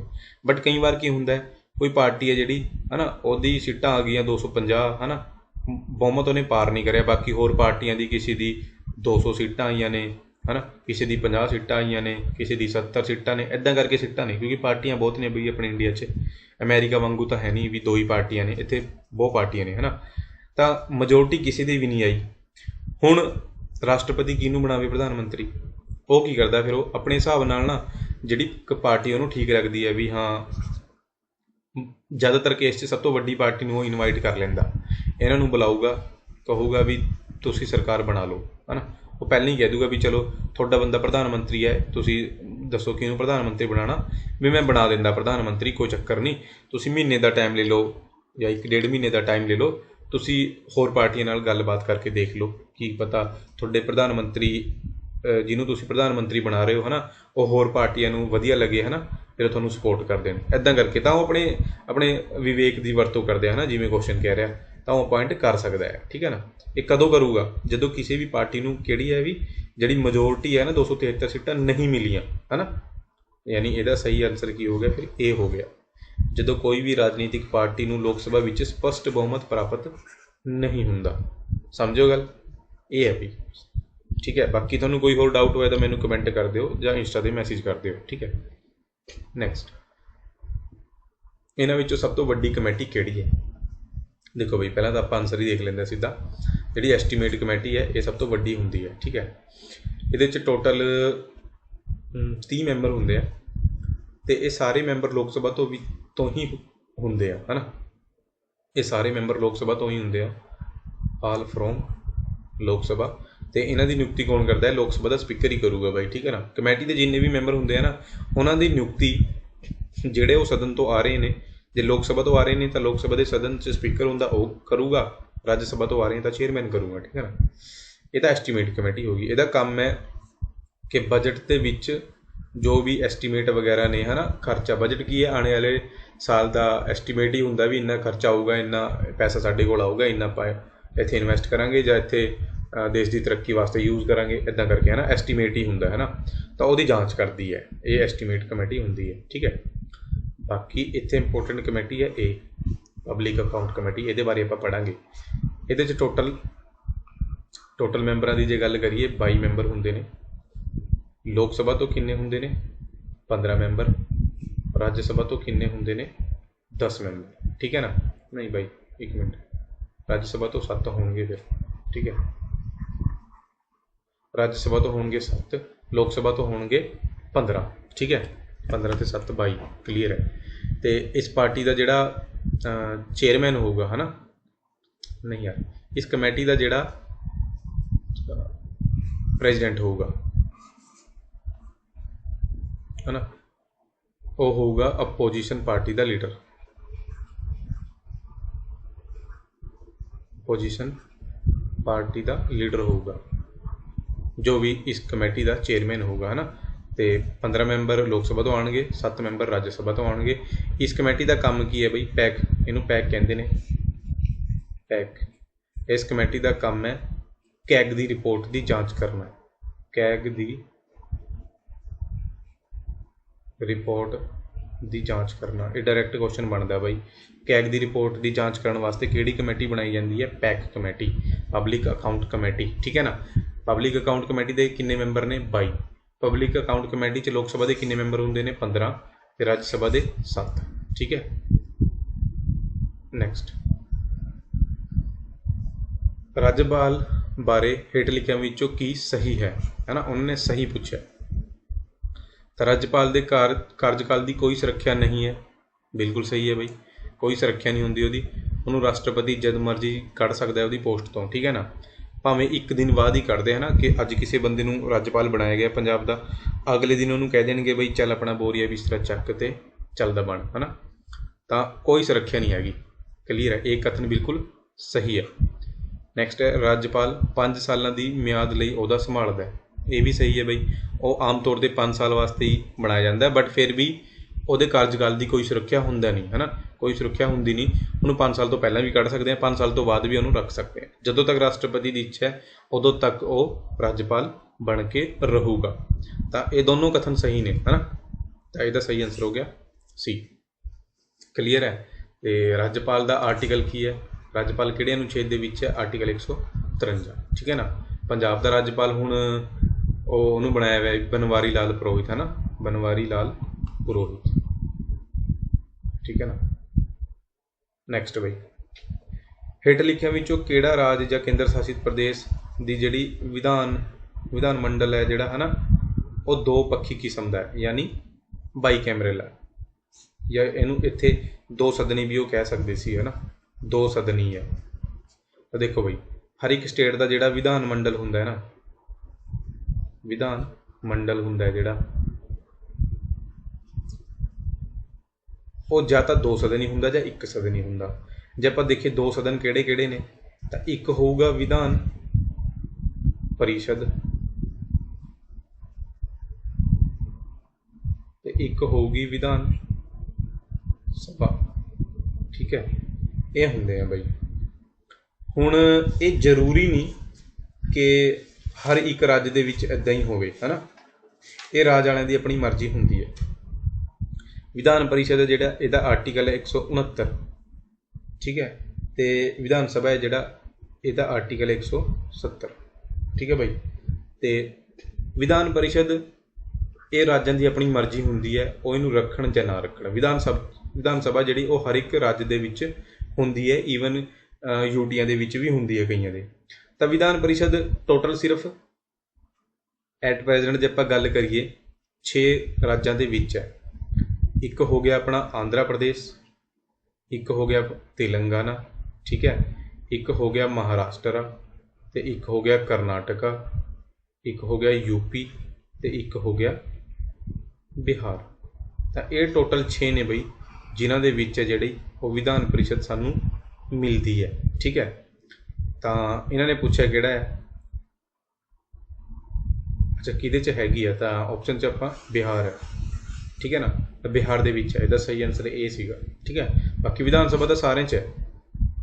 ਠੀਕ ਹੈ ਬਈ, ਵਿਧਾਨ ਪਰਿਸ਼ਦ ਜਿਹੜਾ ਕਾਰਜਕਾਲ ਹੈ ਇਹ 6 ਸਾਲ ਹੁੰਦਾ ਹੈ, ਇਹ ਵੀ ਯਾਦ ਰੱਖਣਾ। ਅਤੇ ਜਿਵੇਂ ਰਾਜ ਸਭਾ ਹੁੰਦੀ ਹੈ ਉੱਦਾਂ ਦੀ ਵਿਧਾਨ ਪਰਿਸ਼ਦ ਹੁੰਦੀ ਹੈ। ਠੀਕ ਹੈ ਨਾ, ਰਾਜ ਸਭਾ ਨੂੰ ਕੋਈ ਭੰਗ ਨਹੀਂ ਕਰ ਸਕਦਾ, ਤਾਂ ਵਿਧਾਨ ਪਰਿਸ਼ਦ ਨੂੰ ਵੀ ਕੋਈ ਭੰਗ ਨਹੀਂ ਕਰ ਸਕਦਾ। ਰਾਜ ਸਭਾ ਜਿਹੜਾ ਉਹ ਉੱਪਰਲਾ ਹਾਊਸ ਹੈ, ਅਪਰ ਸਦਨ ਇਹਨੂੰ ਕਹਿੰਦੇ ਆ, ਤਾਂ ਵਿਧਾਨ ਪਰਿਸ਼ਦ ਵੀ ਹੈ ਜਿਹੜੀ ਇਹਨੂੰ ਵੀ ਆਪਾਂ ਉੱਪਰਲਾ ਸਦਨ ਹੀ ਕਹਿੰਦੇ ਆ। ਠੀਕ ਹੈ ਨਾ, ਬਸ।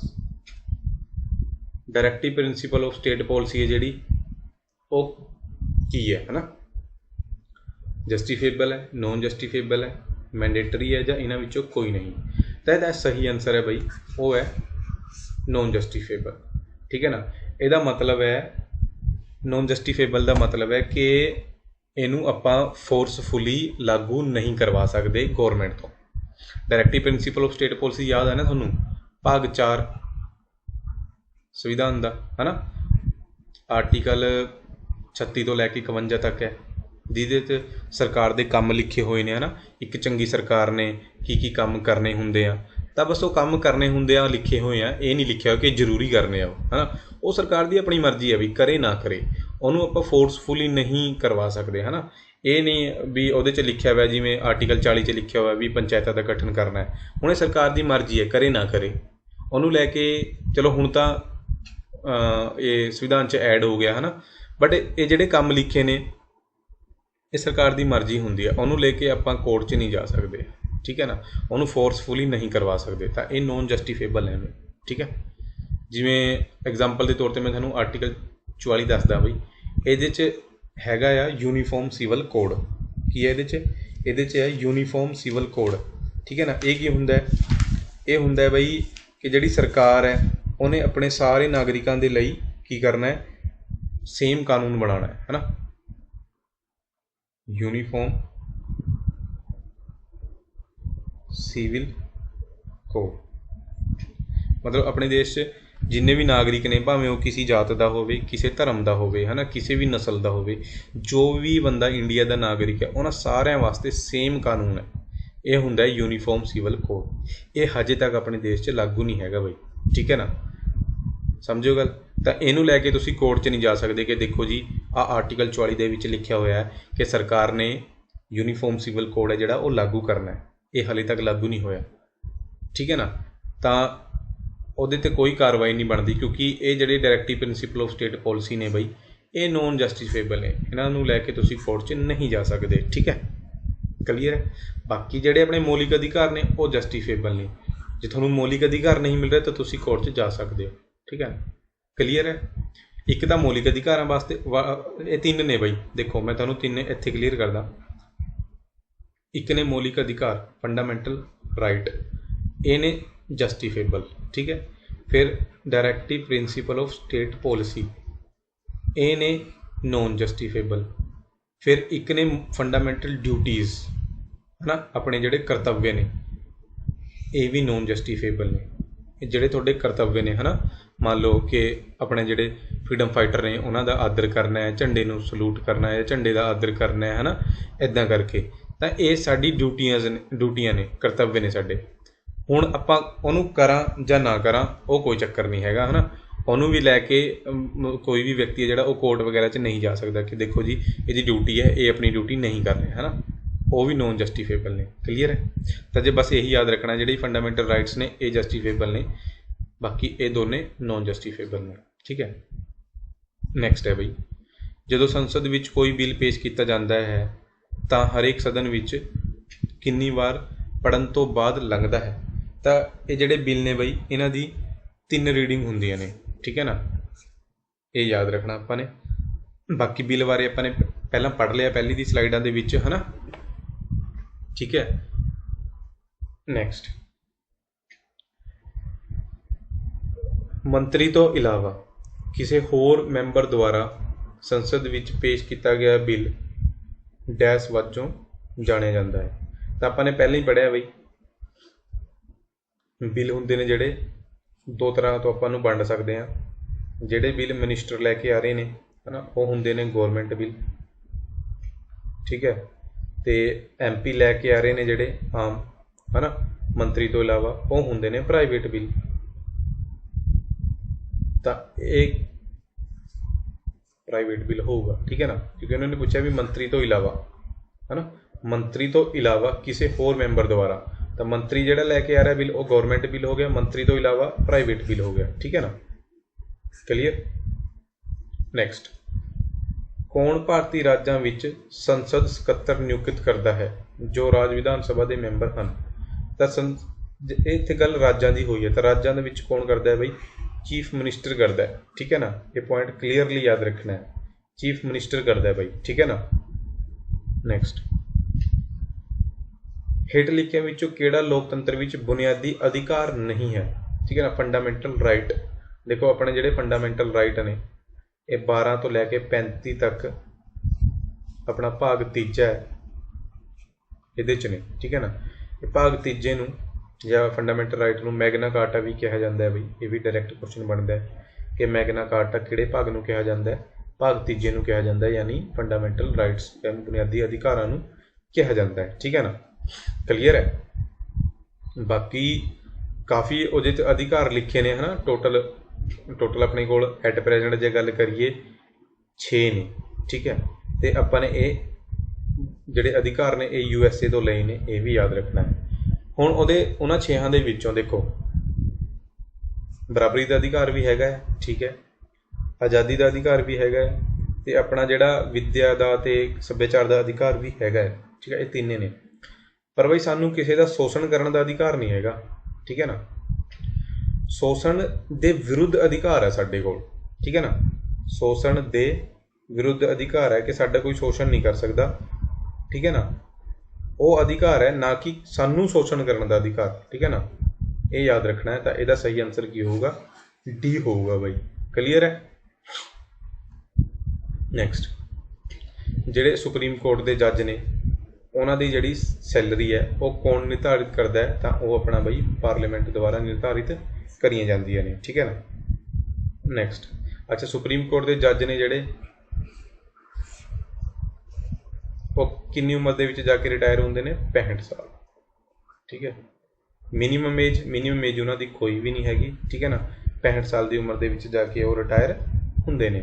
ਠੀਕ ਹੈ, ਸੁਪਰੀਮ ਕੋਰਟ ਹੈ ਜਿਹੜੀ, ਉਹਦਾ ਆਰਟੀਕਲ ਹੈ ਆਰਟੀਕਲ 124। ਆਪਣੇ ਦੇਸ਼ 'ਚ ਜਿਹੜੀ ਸੁਪਰੀਮ ਕੋਰਟ ਹੈ ਉਹਦੀ ਸੀਟ ਕਿੱਥੇ ਹੈ? ਇਹ ਡਾਇਰੈਕਟ ਕੁਐਸਚਨ ਬਣਦਾ ਹੈ। ਤਾਂ ਸੀਟ ਹੈ ਬਈ ਦਿੱਲੀ। ਠੀਕ ਹੈ, ਅਤੇ ਸੀਟ ਨੂੰ ਚੇਂਜ ਕੌਣ ਕਰ ਸਕਦਾ ਹੈ? ਪ੍ਰੈਜ਼ੀਡੈਂਟ ਕਰ ਸਕਦਾ ਹੈ। ਠੀਕ ਹੈ, ਅਤੇ ਸੀਟ ਦਿੱਲੀ ਹੈ। ਔਰ ਜੇ ਜੱਜਾਂ ਦੀ ਗੱਲ ਕਰੀਏ, ਨਾਓ ਐਟ ਪ੍ਰੈਜੈਂਟ 34 ਜੱਜ ਨੇ। ਠੀਕ ਹੈ, ਬਸ। ਠੀਕ ਹੈ ਬਈ। ਨੈਕਸਟ ਦੇਖਦੇ ਆਪਾਂ, ਭਾਰਤ ਦੇ ਮੁੱਖ ਚੋਣ ਕਮਿਸ਼ਨਰ ਡੈਸ਼ ਦੀ ਚੋਣ ਦੀ ਨਿਗਰਾਨੀ ਨਹੀਂ ਕਰਦੇ। ਠੀਕ ਹੈ ਨਾ, ਤਾਂ ਆਪਣੇ ਦੇਸ਼ 'ਚ ਜਿਹੜੇ ਇਲੈਕਸ਼ਨ ਕਮਿਸ਼ਨ ਨੇ ਉਹ ਦੋ ਤਰ੍ਹਾਂ ਦੇ ਨੇ, ਇੱਕ ਸੈਂਟਰਲ ਹੋ ਗਿਆ ਅਤੇ ਇੱਕ ਸਟੇਟ ਹੋ ਗਿਆ, ਹੈ ਨਾ। ਤਾਂ ਇਹ ਸੈਂਟਰਲ ਦੀ ਗੱਲ ਹੋ ਰਹੀ ਹੈ। ਉਹ ਕਿਹੜੀ ਇਲੈਕਸ਼ਨ ਨੇ ਜਿਨ੍ਹਾਂ ਦੀ ਨਿਗਰਾਨੀ ਨਹੀਂ ਕਰਦੇ? ਤਾਂ ਉਹ ਗ੍ਰਾਮ ਪੰਚਾਇਤਾਂ ਵਾਲੇ ਦੀ ਨਿਗਰਾਨੀ ਨਹੀਂ ਕਰਨਗੇ ਬਾਈ। ਠੀਕ ਹੈ ਨਾ, ਕਿਉਂਕਿ ਇਹਨਾਂ ਦੀ ਨਿਗਰਾਨੀ ਕਰੂਗਾ ਸਟੇਟ ਇਲੈਕਸ਼ਨ ਕਮਿਸ਼ਨ। ਠੀਕ ਹੈ, ਸਟੇਟ ਇਲੈਕਸ਼ਨ ਕਮਿਸ਼ਨ ਹੈ ਜਿਹੜਾ ਉਹ ਨਿਗਰਾਨੀ ਕਰੂਗਾ, ਨਾ ਕਿ ਆਪਣਾ ਸੈਂਟਰ ਵਾਲਾ। ਸੈਂਟਰ ਵਾਲਾ ਤਾਂ ਇਹਨਾਂ ਦੀ ਕਰਦਾ ਹੈ। ਠੀਕ ਹੈ ਨਾ। ਨੈਕਸਟ, ਰਾਸ਼ਟਰਪਤੀ ਬਣਨ ਦੇ ਲਈ ਘੱਟੋ ਘੱਟ ਕਿੰਨੀ ਉਮਰ ਚਾਹੀਦੀ ਹੈ? ਤਾਂ ਇਹਦਾ ਸਹੀ ਆਨਸਰ ਹੈ ਬਈ 35 ਸਾਲ। ਰਾਸ਼ਟਰਪਤੀ, ਗਵਰਨਰ 35 ਸਾਲ, 25 ਸਾਲ ਯਾਨੀ ਪ੍ਰਾਈਮ ਮਿਨਿਸਟਰ ਦੀ ਗੱਲ ਹੋ ਰਹੀ ਹੈ। ਠੀਕ ਹੈ ਨਾ, ਇਹ ਯਾਦ ਰੱਖਣਾ ਆਪਾਂ ਨੇ। ਕਲੀਅਰ ਹੈ ਬਈ।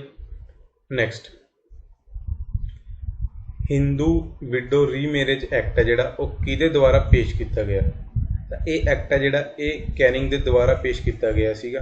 ਠੀਕ ਹੈ, ਜੇ ਤੁਹਾਨੂੰ ਪੁੱਛਿਆ ਜਾਵੇ ਕਿ ਇਹਦਾ ਜਿਹੜਾ ਡਰਾਫਟ ਉਹ ਕਿਹਨੇ ਤਿਆਰ ਕਰਿਆ? ਤਾਂ ਉਹ ਡਲਹੌਜੀ ਨੇ ਤਿਆਰ ਕਰਿਆ ਸੀਗਾ। ਡਲਹੌਜੀ ਨੇ ਤਿਆਰ ਕਰਿਆ ਸੀਗਾ ਅਤੇ ਪੇਸ਼ ਕਰਿਆ ਸੀਗਾ ਇਹ ਕੈਨਿੰਗ ਨੇ। ਠੀਕ ਹੈ ਨਾ, ਕਲੀਅਰ ਹੈ। ਉਸ ਤੋਂ ਬਾਅਦ ਡਾਕਟਰ ਭੀਮ ਰਾਓ ਅੰਬੇਡਕਰ ਨੇ ਕਿਹੜੇ ਅਧਿਕਾਰ ਨੂੰ ਸੰਵਿਧਾਨ ਦੀ ਦਿਲ ਅਤੇ ਰੂਹ ਕਿਹਾ ਹੈ? ਤਾਂ ਉਹਨੇ ਕਿਹਾ ਜੀ ਆਰਟੀਕਲ 32 ਯਾਨੀ ਸੰਵਿਧਾਨਿਕ ਉਪਚਾਰਾਂ ਦਾ ਅਧਿਕਾਰ। ਆਰਟੀਕਲ 32 ਨੂੰ ਉਹਨੇ ਕਿਹਾ ਹੈ ਕਿ ਜਿਹੜੇ ਸੰਵਿਧਾਨਿਕ ਉਪਚਾਰ ਨੇ ਉਹ ਸੰਵਿਧਾਨ ਦੇ ਦਿਲ ਅਤੇ ਆਤਮਾ ਨੇ, ਹੈ ਨਾ, ਹਾਰਟ ਐਂਡ ਸੋਲ। ਇਹਦੇ 'ਚ ਹੈ ਕੀ ਹੈ? ਇਹਦੇ 'ਚ ਹੈ ਬਈ ਸਾਨੂੰ ਜੇ ਕੋਈ ਸਾਡਾ ਮੌਲਿਕ ਅਧਿਕਾਰ ਨਹੀਂ ਮਿਲ ਰਿਹਾ ਹੈ ਨਾ, ਤਾਂ ਆਪਾਂ ਸਿੱਧਾ ਸੁਪਰੀਮ ਕੋਰਟ ਦੇ ਵਿੱਚ ਜਾ ਸਕਦੇ ਹਾਂ। ਅਤੇ ਸੁਪਰੀਮ ਕੋਰਟ ਹੈ ਜਿਹੜੀ ਉਹ ਰਿਟ ਜਾਰੀ ਕਰਦੀ ਹੈ ਸਾਡੇ ਕੇਸ ਨੂੰ ਵੇਖ ਕੇ। ਰਿਟ ਟੋਟਲ 5 ਤਰ੍ਹਾਂ ਦੀ ਹੁੰਦੀਆਂ ਨੇ, ਹੈ ਨਾ, ਇਹ ਯਾਦ ਰੱਖਣੀ ਆਪਾਂ ਨੇ। ਜੇ ਸਾਨੂੰ ਸਾਡਾ ਕੋਈ ਮੌਲਿਕ ਅਧਿਕਾਰ ਨਹੀਂ ਮਿਲਦਾ ਤਾਂ ਆਪਾਂ ਸੁਪਰੀਮ ਕੋਰਟ ਜਾ ਸਕਦੇ ਹਾਂ। ਸੁਪਰੀਮ ਕੋਰਟ ਹੈ ਜਿਹੜੀ ਉਹ ਆਰਟੀਕਲ 32 ਦਾ ਯੂਜ਼ ਕਰਕੇ ਯੂਜ਼ ਕਰਕੇ ਰਿਟ ਜਾਰੀ ਕਰਦੀ ਹੈ, ਸਾਡੇ ਮੌਲਿਕ ਅਧਿਕਾਰਾਂ ਦੀ ਰੱਖਿਆ ਕਰਦੀ ਹੈ। ਠੀਕ ਹੈ ਨਾ। ਟੋਟਲ 5 ਤਰ੍ਹਾਂ ਦੀ ਰਿਟਾਂ ਹੁੰਦੀਆਂ ਨੇ। ਨੈਕਸਟ, ਹੇਠ ਲਿਖਿਆਂ ਵਿੱਚੋਂ ਕਿਹੜਾ ਅਨੁਛੇਦ ਕਹਿੰਦਾ ਹੈ ਕਿ ਭਾਰਤ ਦਾ ਇੱਕ ਉਪ ਰਾਸ਼ਟਰਪਤੀ ਹੋਣਾ ਚਾਹੀਦਾ ਹੈ? ਤਾਂ ਇਹ ਸਿੰਪਲ ਜਿਹਾ ਕੁਐਸਚਨ ਹੈ ਬਈ। ਆਰਟੀਕਲ 63 ਦੀ ਗੱਲ ਹੋ ਰਹੀ ਹੈ ਇੱਥੇ। ਠੀਕ ਹੈ ਨਾ, ਕਲੀਅਰ ਹੈ? ਬਸ ਠੀਕ ਹੈ ਬਈ। ਨੈਕਸਟ ਦੇਖੋ, ਇਲੈਕਸ਼ਨ ਕਮਿਸ਼ਨ ਦੇ ਮੈਂਬਰਾਂ ਦੀ ਨਿਯੁਕਤੀ ਕੌਣ ਕਰਦਾ ਹੈ? ਤਾਂ ਇਲੈਕਸ਼ਨ ਕਮਿਸ਼ਨ ਦੇ ਮੈਂਬਰਾਂ ਦੀ ਨਿਯੁਕਤੀ ਕਰਦਾ ਬਈ ਆਪਣਾ ਜਿਹੜਾ ਪ੍ਰੈਜ਼ੀਡੈਂਟ ਹੁੰਦਾ ਉਹ। ਠੀਕ ਹੈ ਨਾ। ਅਤੇ ਇਲੈਕਸ਼ਨ ਕਮਿਸ਼ਨ ਕਿਹੜੇ ਅਨੁਛੇਦ ਦੇ ਵਿੱਚ ਹੈ? 324 ਦੇ ਵਿੱਚ ਹੈ ਬਈ, ਹੈ ਨਾ। ਇਹ ਆਪਾਂ ਨੇ ਪਹਿਲਾਂ ਡਿਸਕਸ ਕਰ ਲਿਆ ਸਾਰਾ। ਠੀਕ ਹੈ। ਨੈਕਸਟ, ਇਹਨਾਂ ਵਿੱਚੋਂ ਕਿਹੜਾ ਹੈ ਜਿਹੜਾ ਉਹ ਲੋਕਤੰਤਰ ਦਾ ਸਿਧਾਂਤ ਨਹੀਂ ਹੈ? ਇਹਨਾਂ ਨੇ ਨਹੀਂ ਹੈ ਪੁੱਛਿਆ ਬਈ। ਤਾਂ ਲੋਕਤੰਤਰ ਦੇ ਵਿੱਚ ਜਵਾਬਦੇਹੀ ਹੁੰਦੀ ਹੈ, ਸਰਕਾਰਾਂ ਨੂੰ ਜਵਾਬ ਦੇਣਾ ਪੈਂਦਾ ਹੈ ਨਾ। ਤਾਂ ਇਹ ਇਹਦਾ ਸਿਧਾਂਤ ਨਹੀਂ ਹੈ ਕਿ ਕੋਈ ਜਵਾਬਦੇਹੀ ਨਹੀਂ। ਠੀਕ ਹੈ ਨਾ। ਇੱਦਾਂ ਦਾ ਲੋਕਤੰਤਰ ਦੇ ਵਿੱਚ ਕੁਛ ਨਹੀਂ ਹੁੰਦਾ ਬਈ। ਲੋਕਤੰਤਰ ਦੇ ਵਿੱਚ ਜਵਾਬਦੇਹੀ ਹੁੰਦੀ ਹੈ। ਠੀਕ ਹੈ ਨਾ। ਤਾਂ ਉਹਨਾਂ ਨੇ ਨਹੀਂ ਪੁੱਛਿਆ ਤਾਂ ਇਹਦਾ ਸਹੀ ਆਨਸਰ ਹੋ ਗਿਆ ਡੀ। ਠੀਕ ਹੈ। ਬਾਕੀ ਸਾਰਾ ਠੀਕ ਹੈ। ਜੇ ਆਪਣੀ ਜਿਹੜੀ ਡੈਮੋਕ੍ਰੇਸੀ ਹੈ ਨਾ, ਤੁਹਾਨੂੰ ਪਤਾ ਹੀ ਹੈ ਲਾਰਜੈਸਟ ਡੈਮੋਕ੍ਰੇਸੀ ਕਿਹੜੀ ਦੇਸ਼ ਦੀ ਹੈ? ਜੇ ਤੁਹਾਨੂੰ ਪੁੱਛਿਆ ਫਸਟ ਡੈਮੋਕ੍ਰੇਸੀ, ਜੇ ਕੁਐਸਚਨ ਆ ਜਾਏ ਕਿ ਫਸਟ ਡੈਮੋਕ੍ਰੇਸੀ ਕਿੱਥੇ ਹੈ ਨਾ, ਕਿਹੜੇ ਦੇਸ਼ 'ਚ ਹੋਈ ਸੀਗੀ, ਜਾਂ ਮਤਲਬ ਸਭ ਤੋਂ ਪਹਿਲਾਂ ਡੈਮੋਕ੍ਰੇਸੀ ਕਿੱਥੇ ਹੈ? ਤਾਂ USA, ਹੈ ਨਾ। ਫਸਟ ਸੰਵਿਧਾਨ ਵੀ ਉਹਨਾਂ ਦਾ ਹੀ ਹੈ। ਅਤੇ ਲਾਰਜੈਸਟ ਡੈਮੋਕ੍ਰੇਸੀ ਕਿਹੜੇ ਦੇਸ਼ ਦੀ ਹੈ? ਉਹ ਇੰਡੀਆ ਦੀ ਹੈ ਬਈ। ਠੀਕ ਹੈ। ਨੈਕਸਟ, ਜੇ ਰਾਸ਼ਟਰਪਤੀ ਆਪਣਾ ਅਸਤੀਫਾ ਦੇਣਾ ਚਾਹੁੰਦਾ ਹੋਵੇ ਤਾਂ ਉਹ ਕਿਸ ਨੂੰ ਦੇਵੇਗਾ, ਹੈ ਨਾ? ਤਾਂ ਉਹ ਬਈ ਉਪ ਰਾਸ਼ਟਰਪਤੀ ਨੂੰ ਦੇਵੇਗਾ ਆਪਣਾ ਅਸਤੀਫਾ। ਠੀਕ ਹੈ। ਰਾਸ਼ਟਰਪਤੀ ਹੈ ਜਿਹੜਾ ਇਹ ਦੇਸ਼ ਦਾ ਫਸਟ ਸਿਟੀਜ਼ਨ ਹੁੰਦਾ ਹੈ। ਆਰਟੀਕਲ 72 ਦਾ ਯੂਜ਼ ਕਰਕੇ ਇਹ ਹੈ ਜਿਹੜੀ ਅਪਰਾਧੀਆਂ ਦੀ ਸਜ਼ਾ ਵਗੈਰਾ ਵੀ ਮਾफ़ ਕਰ ਸਕਦਾ ਹੈ। ਠੀਕ ਹੈ ਨਾ। ਇਹ ਵੀ ਯਾਦ ਰੱਖਣਾ ਆਪਾਂ ਨੇ। ਨੈਕਸਟ, ਰਾਜ ਵਿਧਾਨ ਸਭਾ ਦੇ 2 ਸੈਸ਼ਨਾਂ ਦੇ ਵਿੱਚ ਵੱਧ ਤੋਂ ਵੱਧ ਕਿੰਨੇ ਮਹੀਨੇ ਦਾ ਅੰਤਰ ਹੋ ਸਕਦਾ ਹੈ?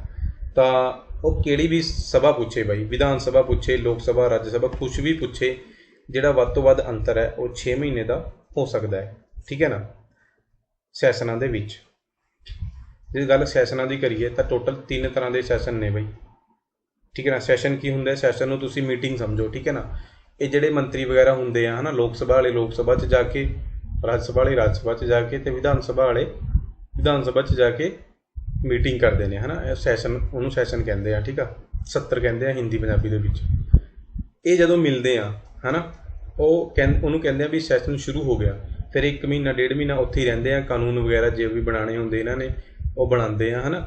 ਫਿਰ ਸੈਸ਼ਨ ਹੈ ਜਿਹੜਾ ਉਹ ਖ਼ਤਮ ਹੋ ਜਾਂਦਾ ਹੈ ਨਾ 40-45 ਦਿਨਾਂ ਤੋਂ ਬਾਅਦ, 40-45 ਜਾਂ 60 ਦਿਨਾਂ ਤੋਂ ਬਾਅਦ ਉਹ ਸੈਸ਼ਨ ਹੈ ਜਿਹੜਾ ਉਹ ਖ਼ਤਮ ਹੋ ਜਾਂਦਾ ਹੈ। ਤਾਂ ਸਾਲ ਦੇ ਵਿੱਚ ਇਹ 3 ਸੈਸ਼ਨ ਕਰਦੇ ਨੇ। ਠੀਕ ਹੈ। ਕਈ ਵਾਰ ਗੌਰਮੈਂਟ ਕੀ ਕਰਦੀ ਹੈ, ਇੱਕ ਸੈਸ਼ਨ ਨੂੰ ਰੱਦ ਵੀ ਕਰ ਦਿੰਦੀ ਹੈ ਨਾ, ਵੀ ਚਲੋ ਇਸ ਵਾਰ ਨਹੀਂ ਮਿਲਦੇ ਆਪਾਂ, ਹੈ ਨਾ।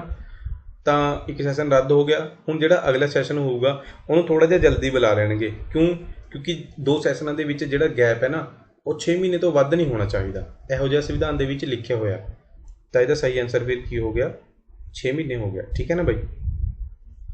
ਨੈਕਸਟ ਹੈ ਬਾਈ, ਰਾਜ ਦੀ ਕਾਰਜਕਾਰੀ ਸ਼ਕਤੀ ਕਿਹਦੇ ਵਿੱਚ ਹੈ? ਤਾਂ ਗਵਰਨਰ ਹੈ ਜਿਹੜਾ ਇਹਦਾ ਸਹੀ ਆਨਸਰ ਹੋ ਜਾਊਗਾ। ਠੀਕ ਹੈ ਨਾ। ਐਗਜ਼ੀਕਿਊਟਿਵ ਪਾਵਰਸ ਜਿਹੜੀਆਂ ਹੁੰਦੀਆਂ ਨੇ ਸਟੇਟ ਦੀਆਂ ਉਹ ਗਵਰਨਰ ਕੋਲ ਹੁੰਦੀਆਂ ਨੇ। ਠੀਕ ਹੈ। ਨੈਕਸਟ ਹੈ ਬਈ, ਜਿਹੜਾ ਵਰਡ ਅਮੈਂਡਮੈਂਟ ਹੈ ਨਾ, ਇਸ ਵੀਡੀਓ 'ਚ ਆਪਾਂ ਨੇ ਵੀ ਕਈ ਵਾਰ ਵਰਡ ਯੂਜ਼ ਕਰਿਆ ਅਮੈਂਡਮੈਂਟ। ਇਹਦਾ ਮਤਲਬ ਕੀ ਹੈ ਬਈ? ਅਮੈਂਡਮੈਂਟ ਯਾਨੀ ਸੋਧ ਦਾ ਮਤਲਬ ਹੁੰਦਾ ਹੈ ਸੰਵਿਧਾਨ ਦੇ ਵਿੱਚ ਕੁਛ ਨਾ ਕੁਛ ਬਦਲਾਵ ਕਰਨਾ, ਹੈ ਨਾ, ਕੁਛ ਜੋੜਨਾ। ਤਾਂ ਇਹਦਾ ਸਹੀ ਮਤਲਬ ਹੋ ਗਿਆ ਡੀ, ਇੱਕ ਜੋੜ ਹੈ ਨਾ, ਇੱਕ ਐਡੀਸ਼ਨ। ਜਦੋਂ ਵੀ ਆਪਾਂ ਨੇ ਸੰਵਿਧਾਨ ਦੇ ਵਿੱਚ ਕੁਝ ਵੀ ਐਡ ਕਰਨਾ ਹੈ ਨਾ, ਤਾਂ ਆਪਾਂ ਸੰਸ਼ੋਧਨ ਕਰਦੇ ਹਾਂ, ਉਹਨੂੰ ਅਮੈਂਡਮੈਂਟ ਕਰਦੇ ਹਾਂ ਉਹਨੂੰ। ਇਹਦਾ ਮਤਲਬ ਹੁੰਦਾ ਹੈ ਕੁਝ ਜੋੜ ਰਹੇ ਹਾਂ ਹੈ ਨਾ, ਠੀਕ ਹੈ ਨਾ। ਇਹ ਜਿਹੜਾ ਪ੍ਰੋਸੈਸ ਹੈ ਅਮੈਂਡਮੈਂਟ ਕਰਨ ਦਾ, ਇਹ ਆਪਾਂ ਨੇ ਸਾਊਥ ਅਫਰੀਕਾ ਤੋਂ ਲਿਆ ਬਈ, ਸਾਊਥ ਅਫਰੀਕਾ, ਠੀਕ ਹੈ ਨਾ। ਆਰਟੀਕਲ 368 ਦੇ ਵਿੱਚ ਹੈ ਜਿਹੜਾ ਪ੍ਰਕਿਰਿਆ ਹੈ ਨਾ ਸੰਵਿਧਾਨ ਨੂੰ ਅਮੈਂਡ ਕਰਨ ਦੀ, ਠੀਕ ਹੈ। ਨੈਕਸਟ ਹੈ ਜਿਹੜੇ ਸੁਪਰੀਮ ਕੋਰਟ ਦੇ ਜੱਜ ਨੇ ਉਹ ਕਿਹੜੀ ਉਮਰ 'ਚ ਜਾ ਕੇ ਰਿਟਾਇਰ ਹੁੰਦੇ ਨੇ? 65 ਸਾਲ ਹੈ ਬਾਈ, ਸਿੰਪਲ, ਠੀਕ ਹੈ ਨਾ। ਹੁਣੇ ਡਿਸਕਸ ਕਰਕੇ ਹਟੇ ਹਾਂ, ਠੀਕ ਹੈ। ਨੈਕਸਟ ਹੈ ਬਈ ਭਾਰਤ ਵਿੱਚ ਰਾਜ ਸਰਕਾਰਾਂ ਦੇ ਪ੍ਰਬੰਧਕ ਢਾਂਚੇ ਵਿੱਚ ਡੈਸ਼ ਆਉਂਦੇ ਨੇ ਹੈ ਨਾ, ਤਾਂ ਕੌਣ ਆਉਂਦੇ ਨੇ ਬਈ? ਜਿਹੜੀ ਸਟੇਟ ਗੌਰਮੈਂਟ ਹੈ ਉਹ ਕਿਹਦੇ ਤੋਂ ਮਿਲ ਕੇ ਬਣੀ ਹੈ? ਸਿੰਪਲ ਹੈ, ਇੱਕ ਗਵਰਨਰ ਹੋ ਗਿਆ, ਮੁੱਖ ਮੰਤਰੀ ਹੋ ਗਿਆ ਅਤੇ ਉਹਦਾ ਮੰਤਰੀ ਮੰਡਲ ਹੋ ਗਿਆ, ਠੀਕ ਹੈ ਨਾ। ਇਹਦਾ ਸਹੀ ਆਨਸਰ ਕੀ ਹੋ ਗਿਆ? ਡੀ, ਠੀਕ ਹੈ। ਨੈਕਸਟ ਹੇਠ ਲਿਖਿਆਂ ਵਿੱਚੋਂ ਕਿਹੜਾ ਭਾਰਤੀ ਸੰਵਿਧਾਨ ਦੀ ਫੈਡਰਲ ਵਿਸ਼ੇਸ਼ਤਾ ਨਹੀਂ ਹੈ, ਠੀਕ ਹੈ ਨਾ। ਫੈਡਰਲ ਵਿਸ਼ੇਸ਼ਤਾ ਇਹਦੇ 'ਚ ਬਈ ਜੇ ਆਪਾਂ ਦੇਖੀਏ ਅਪੁਆਇੰਟਮੈਂਟ ਆਫ ਗਵਰਨਰ, ਇਹ ਫੈਡਰਲ ਵਿਵਸਥਾ ਨਹੀਂ ਹੁੰਦੀ ਬਈ, ਠੀਕ ਹੈ ਨਾ। ਇਹ ਸਾਰੀ ਇੱਕ ਫੈਡਰਲ ਵਿਵਸਥਾ ਹੈਗੀਆਂ ਨੇ ਸੰਵਿਧਾਨ ਦੀਆਂ ਹੈ ਨਾ, ਇਹ ਨਹੀਂ ਹੈਗੀ, ਠੀਕ ਹੈ। ਇਹਦੇ ਬਾਰੇ ਇੰਨਾ ਕੀ ਯਾਦ ਰੱਖੋ, ਇਹ ਜਿਹੜਾ ਕੁਐਸਚਨ ਹੈ ਮੈਨੂੰ ਨਹੀਂ ਲੱਗਦਾ ਕਿ ਕਾਂਸਟੇਬਲ ਲੈਵਲ ਦਾ ਹੈਗਾ, ਇਹਨਾਂ ਨੇ ਪਤਾ ਨਹੀਂ ਜੇਲ੍ਹ ਵਾਰਡਰ 'ਚ ਕਿੱਦਾਂ ਪੁੱਛ ਲਿਆ, ਠੀਕ ਹੈ। ਨੈਕਸਟ ਹੇਠ ਲਿਖਿਆਂ ਵਿੱਚੋਂ ਕਿਹੜਾ ਮੁੱਖ ਮੰਤਰੀ ਦੀ ਸ਼ਕਤੀ ਅਧੀਨ ਨਹੀਂ ਆਉਂਦਾ? ਤਾਂ ਮੁੱਖ ਮੰਤਰੀ ਦੀ ਵੀ ਸ਼ਕਤੀਆਂ ਕਾਫੀਆਂ ਨੇ, ਜਿਵੇਂ ਉਹ ਆਪਣੇ ਮੰਤਰੀਆਂ ਦੇ ਵਿਭਾਗ ਹੈ ਜਿਹੜੇ ਬਦਲ ਸਕਦਾ, ਕਿਉਂਕਿ ਜਿਹੜੇ ਮੰਤਰੀ ਹੁੰਦੇ ਆ ਉਹ ਉਹਨਾਂ ਦੀ ਟੀਮ ਹੈ ਨਾ। ਜੋ ਵੀ ਬੰਦਾ ਮੁੱਖ ਮੰਤਰੀ ਬਣਦਾ ਹੈ ਉਹ ਫਿਰ ਆਪਣੀ ਟੀਮ ਵੀ ਤਿਆਰ ਕਰਦਾ ਹੈ ਨਾ। ਜਿਵੇਂ ਹੁਣ ਮੁੱਖ ਮੰਤਰੀ ਆਪਣਾ ਚੰਨੀ ਬਣਿਆ ਹੈ ਨਾ, ਚਰਨਜੀਤ ਸਿੰਘ ਚੰਨੀ, ਹੁਣ ਉਹ ਆਪਣੀ ਟੀਮ ਤਿਆਰ ਕਰੂਗਾ। ਕਿਸੇ ਬੰਦੇ ਨੂੰ ਉਹ ਵਿੱਤ ਮੰਤਰੀ ਬਣਾਊਗਾ ਹੈ ਨਾ, ਕਿਸੇ ਬੰਦੇ ਨੂੰ ਉਹਨੇ ਫਾਈਨੈਂਸ ਮਿਨਿਸਟਰ ਤੋਂ ਹੀ ਹੋ ਗਿਆ ਵਿੱਤ ਮੰਤਰੀ, ਕਿਸੇ ਨੂੰ ਉਹਨੇ ਐਜੂਕੇਸ਼ਨ ਮਿਨਿਸਟਰ ਬਣਾਉਣਾ, ਰੋਡ ਮਿਨਿਸਟਰ ਬਣਾਉਣਾ ਹੈ ਨਾ। ਉਹ ਸਾਰੇ ਉਹ ਆਪਣੇ ਫੇਵਰੇਟ ਬੰਦੇ ਨੂੰ ਬਣਾਊਗਾ, ਆਪਣੀ ਟੀਮ ਤਿਆਰ ਕਰੂਗਾ ਹੈ ਨਾ। ਤਾਂ ਉਹ ਫਿਰ ਉਹ ਆਪਣੀ ਮਰਜ਼ੀ ਨਾਲ ਕਦੋਂ ਵੀ ਬਦਲ ਸਕਦਾ, ਤਾਂ ਇਹ ਤਾਂ ਸਹੀ ਹੈ, ਇਹ ਤਾਂ ਉਹਦੀ ਸ਼ਕਤੀ ਹੈਗੀ ਹੈ, ਠੀਕ ਹੈ ਨਾ। ਅਤੇ ਉਹ ਮੰਤਰੀ ਨੂੰ ਬਣਾਉਣ ਵਾਸਤੇ ਰਾਜਪਾਲ ਨੂੰ ਸਿਫਾਰਿਸ਼ ਕਰੂਗਾ ਕਿ ਇਹ ਮੇਰਾ ਬੰਦਾ ਹੈ ਜੀ, ਇਹਨੂੰ ਤੁਸੀਂ ਵਿੱਤ ਮੰਤਰੀ ਬਣਾਓ ਹੈ ਨਾ, ਇਹ ਬੰਦਾ ਮੇਰਾ ਜੀ, ਇਹਨੂੰ ਤੁਸੀਂ ਰੋਡ ਮੰਤਰੀ ਬਣਾਓ, ਟਰਾਂਸਪੋਰਟ ਮੰਤਰੀ ਬਣਾਓ, ਫੋਰੈਸਟ ਮੰਤਰੀ ਬਣਾਓ ਹੈ ਨਾ। ਤਾਂ ਇਹ ਵੀ ਉਹਦਾ ਕੰਮ ਹੈ, ਜਿਹੜਾ ਰਾਜਪਾਲ ਹੈ ਉਹਨੂੰ ਸਿਫਾਰਿਸ਼ ਕਰਨਾ ਹੈ ਨਾ। ਅਤੇ ਅਸਤੀਫਾ ਵੀ ਦੇ ਸਕਦਾ। ਹੁਣੇ ਆਪਾਂ ਨੇ ਦੇਖਿਆ ਬਈ ਜਿਹੜੇ ਆਪਣੇ ਕੈਪਟਨ ਅਮਰਿੰਦਰ ਸਿੰਘ ਹੈ ਨਾ, ਉਹਨਾਂ ਨੇ ਅਸਤੀਫਾ ਦਿਆ ਹੈ ਨਾ। ਤਾਂ ਇਹ ਸਾਰੇ ਮੁੱਖ ਮੰਤਰੀ ਦੇ ਕੰਮ ਨੇ ਹੈ ਨਾ, ਪਾਵਰਸ ਨੇ। ਬਟ ਉਹ ਹਾਈ ਕੋਰਟ ਦੇ ਜੱਜਾਂ ਦੀ ਨਿਯੁਕਤੀ ਨਹੀਂ ਕਰ ਸਕਦਾ ਬਾਈ ਹੈ ਨਾ, ਉਹਦੇ ਕੋਲ ਇੰਨੀ ਪਾਵਰ ਨਹੀਂ ਹੈਗੀ ਕਿ ਉਹ ਹਾਈ ਕੋਰਟ ਦੇ ਜੱਜਾਂ ਦੀ ਨਿਯੁਕਤੀ ਕਰੇ। ਚੀਫ ਮਿਨਿਸਟਰ ਦੇ ਕੋਲ ਇਹੋ ਜਿਹੀ ਕੋਈ ਪਾਵਰ ਨਹੀਂ ਕਿ ਉਹ ਹਾਈ ਕੋਰਟ ਦੇ ਮਾਮਲਿਆਂ ਦੇ ਵਿੱਚ, ਜੁਡੀਸ਼ਰੀ ਦੇ ਮਾਮਲਿਆਂ ਦੇ ਵਿੱਚ ਇੰਟਰਫੇਅਰ ਕਰੇ, ਠੀਕ ਹੈ ਨਾ। ਠੀਕ ਹੈ ਬਾਈ, ਈਵਨ ਪ੍ਰਾਈਮ ਮਿਨਿਸਟਰ ਵੀ ਨਹੀਂ ਕਰ ਸਕਦਾ, ਚੀਫ ਮਿਨਿਸਟਰ ਤਾਂ ਬਹੁਤ ਦੂਰ ਦੀ ਗੱਲ ਹੈ ਨਾ। ਇਹ ਕੰਮ ਰਾਸ਼ਟਰਪਤੀ ਦਾ ਹੈ, ਪ੍ਰੈਜ਼ੀਡੈਂਟ ਦਾ, ਠੀਕ ਹੈ। ਕਲੀਅਰ ਹੈ ਬਾਈ। ਤਾਂ ਨੈਕਸਟ ਹੈ ਬਾਈ, ਹੇਠ ਲਿਖੇ ਵਿੱਚੋਂ ਕਿਹੜਾ ਲੋਕ ਸਭਾ ਦਾ ਸੈਸ਼ਨ ਨਹੀਂ ਹੈ? ਹੁਣੇ ਆਪਾਂ ਨੇ ਸੈਸ਼ਨਾਂ ਦੀ ਗੱਲ ਕਰੀ ਸੀਗੀ ਹੈ ਨਾ, 3 ਸੈਸ਼ਨ ਹੁੰਦੇ ਨੇ ਟੋਟਲ। ਤਾਂ ਇੱਕ ਤਾਂ ਬਜਟ ਸੈਸ਼ਨ ਹੁੰਦਾ ਵੀ ਸਭ ਤੋਂ ਪਹਿਲਾਂ, ਫਿਰ ਉਸ ਤੋਂ ਬਾਅਦ ਮਾਨਸੂਨ ਸੈਸ਼ਨ ਸ਼ੁਰੂ ਹੋ ਜਾਂਦਾ ਹੈ, ਅਤੇ ਫਿਰ ਦਸੰਬਰ 'ਚ ਜਾ ਕੇ ਨਵੰਬਰ ਦਸੰਬਰ 'ਚ ਵਿੰਟਰ ਸੈਸ਼ਨ ਸ਼ੁਰੂ ਹੋ ਜਾਂਦਾ। ਇਹ 3 ਸੈਸ਼ਨ ਹੁੰਦੇ ਨੇ ਬਾਈ ਇੱਕ ਸਾਲ ਦੇ ਵਿੱਚ, ਠੀਕ ਹੈ ਨਾ। ਗਰਮੀਆਂ ਦਾ ਸੈਸ਼ਨ ਇਹੋ ਜਿਹਾ ਕੋਈ ਨਹੀਂ ਹੁੰਦਾ, ਇਹ 3 ਸੈਸ਼ਨ ਹੁੰਦੇ ਨੇ, ਠੀਕ ਹੈ ਨਾ। ਪਹਿਲਾਂ ਫਰਵਰੀ ਮਾਰਚ ਦੇ ਵਿੱਚ ਬਜਟ ਸੈਸ਼ਨ ਚੱਲਦਾ, ਉਸ ਤੋਂ ਬਾਅਦ ਜੂਨ ਜੁਲਾਈ 'ਚ ਮਾਨਸੂਨ ਸੈਸ਼ਨ ਚੱਲਦਾ, ਅਤੇ ਨਵੰਬਰ ਦਸੰਬਰ ਜਾਂ ਦਸੰਬਰ ਦੇ ਮਹੀਨੇ 'ਚ ਵਿੰਟਰ ਸੈਸ਼ਨ ਚੱਲਦਾ ਹੈ ਨਾ। ਬਾਈ ਚਾਂਸ ਕਈ ਵਾਰ ਕੀ ਹੈ, ਗੌਰਮੈਂਟ ਹੈ ਜਿਹੜੀ ਉਹ ਕੋਈ ਸੈਸ਼ਨ ਰੱਦ ਵੀ ਕਰ ਸਕਦੀ ਹੈ, ਬਟ ਫਿਰ ਉਹਨੂੰ ਦੂਜਾ ਸੈਸ਼ਨ ਜਿਹੜਾ ਅਗਲੇ ਵਾਲਾ ਹੁੰਦਾ ਉਹ ਜਲਦੀ ਬੁਲਾ ਲੈਣਾ ਪੈਂਦਾ, ਕਿਉਂਕਿ 6 ਮਹੀਨੇ ਤੋਂ ਵੱਧ ਗੈਪ ਨਹੀਂ ਹੋ ਸਕਦਾ ਹੈ ਨਾ, ਠੀਕ ਹੈ ਨਾ। ਤਾਂ ਚਲੋ ਬਈ ਨੈਕਸਟ ਆਪਾਂ ਚੱਲਦੇ ਹਾਂ। ਹੇਠ ਲਿਖਿਆਂ ਵਿੱਚੋਂ ਉਹਨਾਂ ਵਿਅਕਤੀਆਂ ਦਾ ਸਹੀ ਕ੍ਰਮ ਦੱਸਣਾ ਬਈ ਜਿਹੜੇ ਭਾਰਤ ਦੇ ਰਾਸ਼ਟਰਪਤੀ ਰਹਿ ਚੁੱਕੇ ਨੇ ਹੈ ਨਾ। ਤਾਂ ਜੇ ਆਪਾਂ ਗੱਲ ਕਰੀਏ, ਪਹਿਲਾ ਆਪਸ਼ਨ ਦੇਖਦੇ ਹਾਂ, ਸਰਵਪੱਲੀ ਰਾਧਾ ਕ੍ਰਿਸ਼ਨ, ਇਹ ਤਾਂ ਦੂਸਰੇ ਸੀਗੇ, ਰਾਜਿੰਦਰ ਪ੍ਰਸਾਦ ਪਹਿਲੇ, ਤਾਂ ਇਹ ਤਾਂ ਸਹੀ ਕ੍ਰਮ ਹੈਗਾ ਹੀ ਨਹੀਂ ਇੱਥੇ ਹੀ। ਜ਼ਾਕਿਰ ਹੁਸੈਨ ਤੀਸਰੇ ਸੀਗੇ, ਇਹ ਚੌਥੇ ਸੀਗੇ, ਹਾਂ ਇਹ ਤਾਂ ਗੜਬੜ ਹੋ ਗਿਆ ਹੈ ਨਾ। ਜੇ ਇਹ ਵਾਲਾ ਆਪਸ਼ਨ ਦੇਖੀਏ, ਰਾਜਿੰਦਰ ਪ੍ਰਸਾਦ ਇਹ ਪਹਿਲੇ ਸੀਗੇ ਬਈ, ਸਰਵਪੱਲੀ ਰਾਧਾ ਕ੍ਰਿਸ਼ਨ ਇਹ ਦੂਸਰੇ ਸੀਗੇ, ਜ਼ਾਕਿਰ ਹੁਸੈਨ ਇਹ ਤੀਸਰੇ ਸੀਗੇ, ਪੀਵੀ ਗਿਰੀ ਚੌਥੇ। ਇਹ ਬਿਲਕੁਲ ਸਹੀ ਆਰਡਰ ਹੋ ਗਿਆ ਬਈ ਹੈ ਨਾ, ਇਹ ਤਾਂ ਸਹੀ ਆਨਸਰ ਹੋ ਗਿਆ ਇਹ ਵਾਲਾ। ਕਲੀਅਰ ਹੈ। ਹੁਣ ਜੇ ਆਪਾਂ ਪੁਆਇੰਟ ਦੇਖੀਏ, ਜਿਹੜੇ ਡਾਕਟਰ ਜ਼ਾਕਿਰ ਹੁਸੈਨ ਸੀਗੇ ਇਹ ਫਸਟ ਮੁਸਲਿਮ ਰਾਸ਼ਟਰਪਤੀ, ਅਤੇ ਆਪਣੇ ਕਾਰਜਕਾਲ ਦੇ ਦੌਰਾਨ ਜਿਨ੍ਹਾਂ ਦੀ ਡੈਥ ਹੋਈ ਹੈ ਨਾ, ਉਹ ਵੀ ਪਹਿਲੇ ਰਾਸ਼ਟਰਪਤੀ ਸੀਗੇ, ਠੀਕ ਹੈ। ਆਪਣੇ ਕਾਰਜਕਾਲ ਇਹਨਾਂ ਦੀ ਡੈਥ ਹੋ ਗਈ ਸੀ, ये याद रखना अपने, ठीक है। नैक्सट, लोक सभा के स्पीकर अपने अस्तीफे नूं डैश नूं संबोधन करके अपने अहुदे तो अस्तीफा दे सकते हैं, है ना। तो स्पीकर है जिहड़ा लोक सभा का, वो अपने ऑफिस तो रिजाइन दिंदा, वो किहनूं दिंदा? सिंपल जी गल है बई, जिहड़ा स्पीकर है वो डिप्टी स्पीकर नूं अस्तीफा दिंदा है ना। बस इदा याद रखना, ठीक है। बाकी राज्य सभा तो स्पीकर होंदा ही नहीं है, तो ऑप्शन इत्थे ही तुहानूं इन्ना क्लीयर है भी स्पीकर सिर्फ लोक सभा ते विधान सभा के विच हुंदा है, राज्य सभा के विच तां चेयरमैन हुंदा है। इत्थे ही गलत हो गया, एक ऑप्शन तो इत्थे ही तुसीं कह सकते हो कि निकल गया, है ना।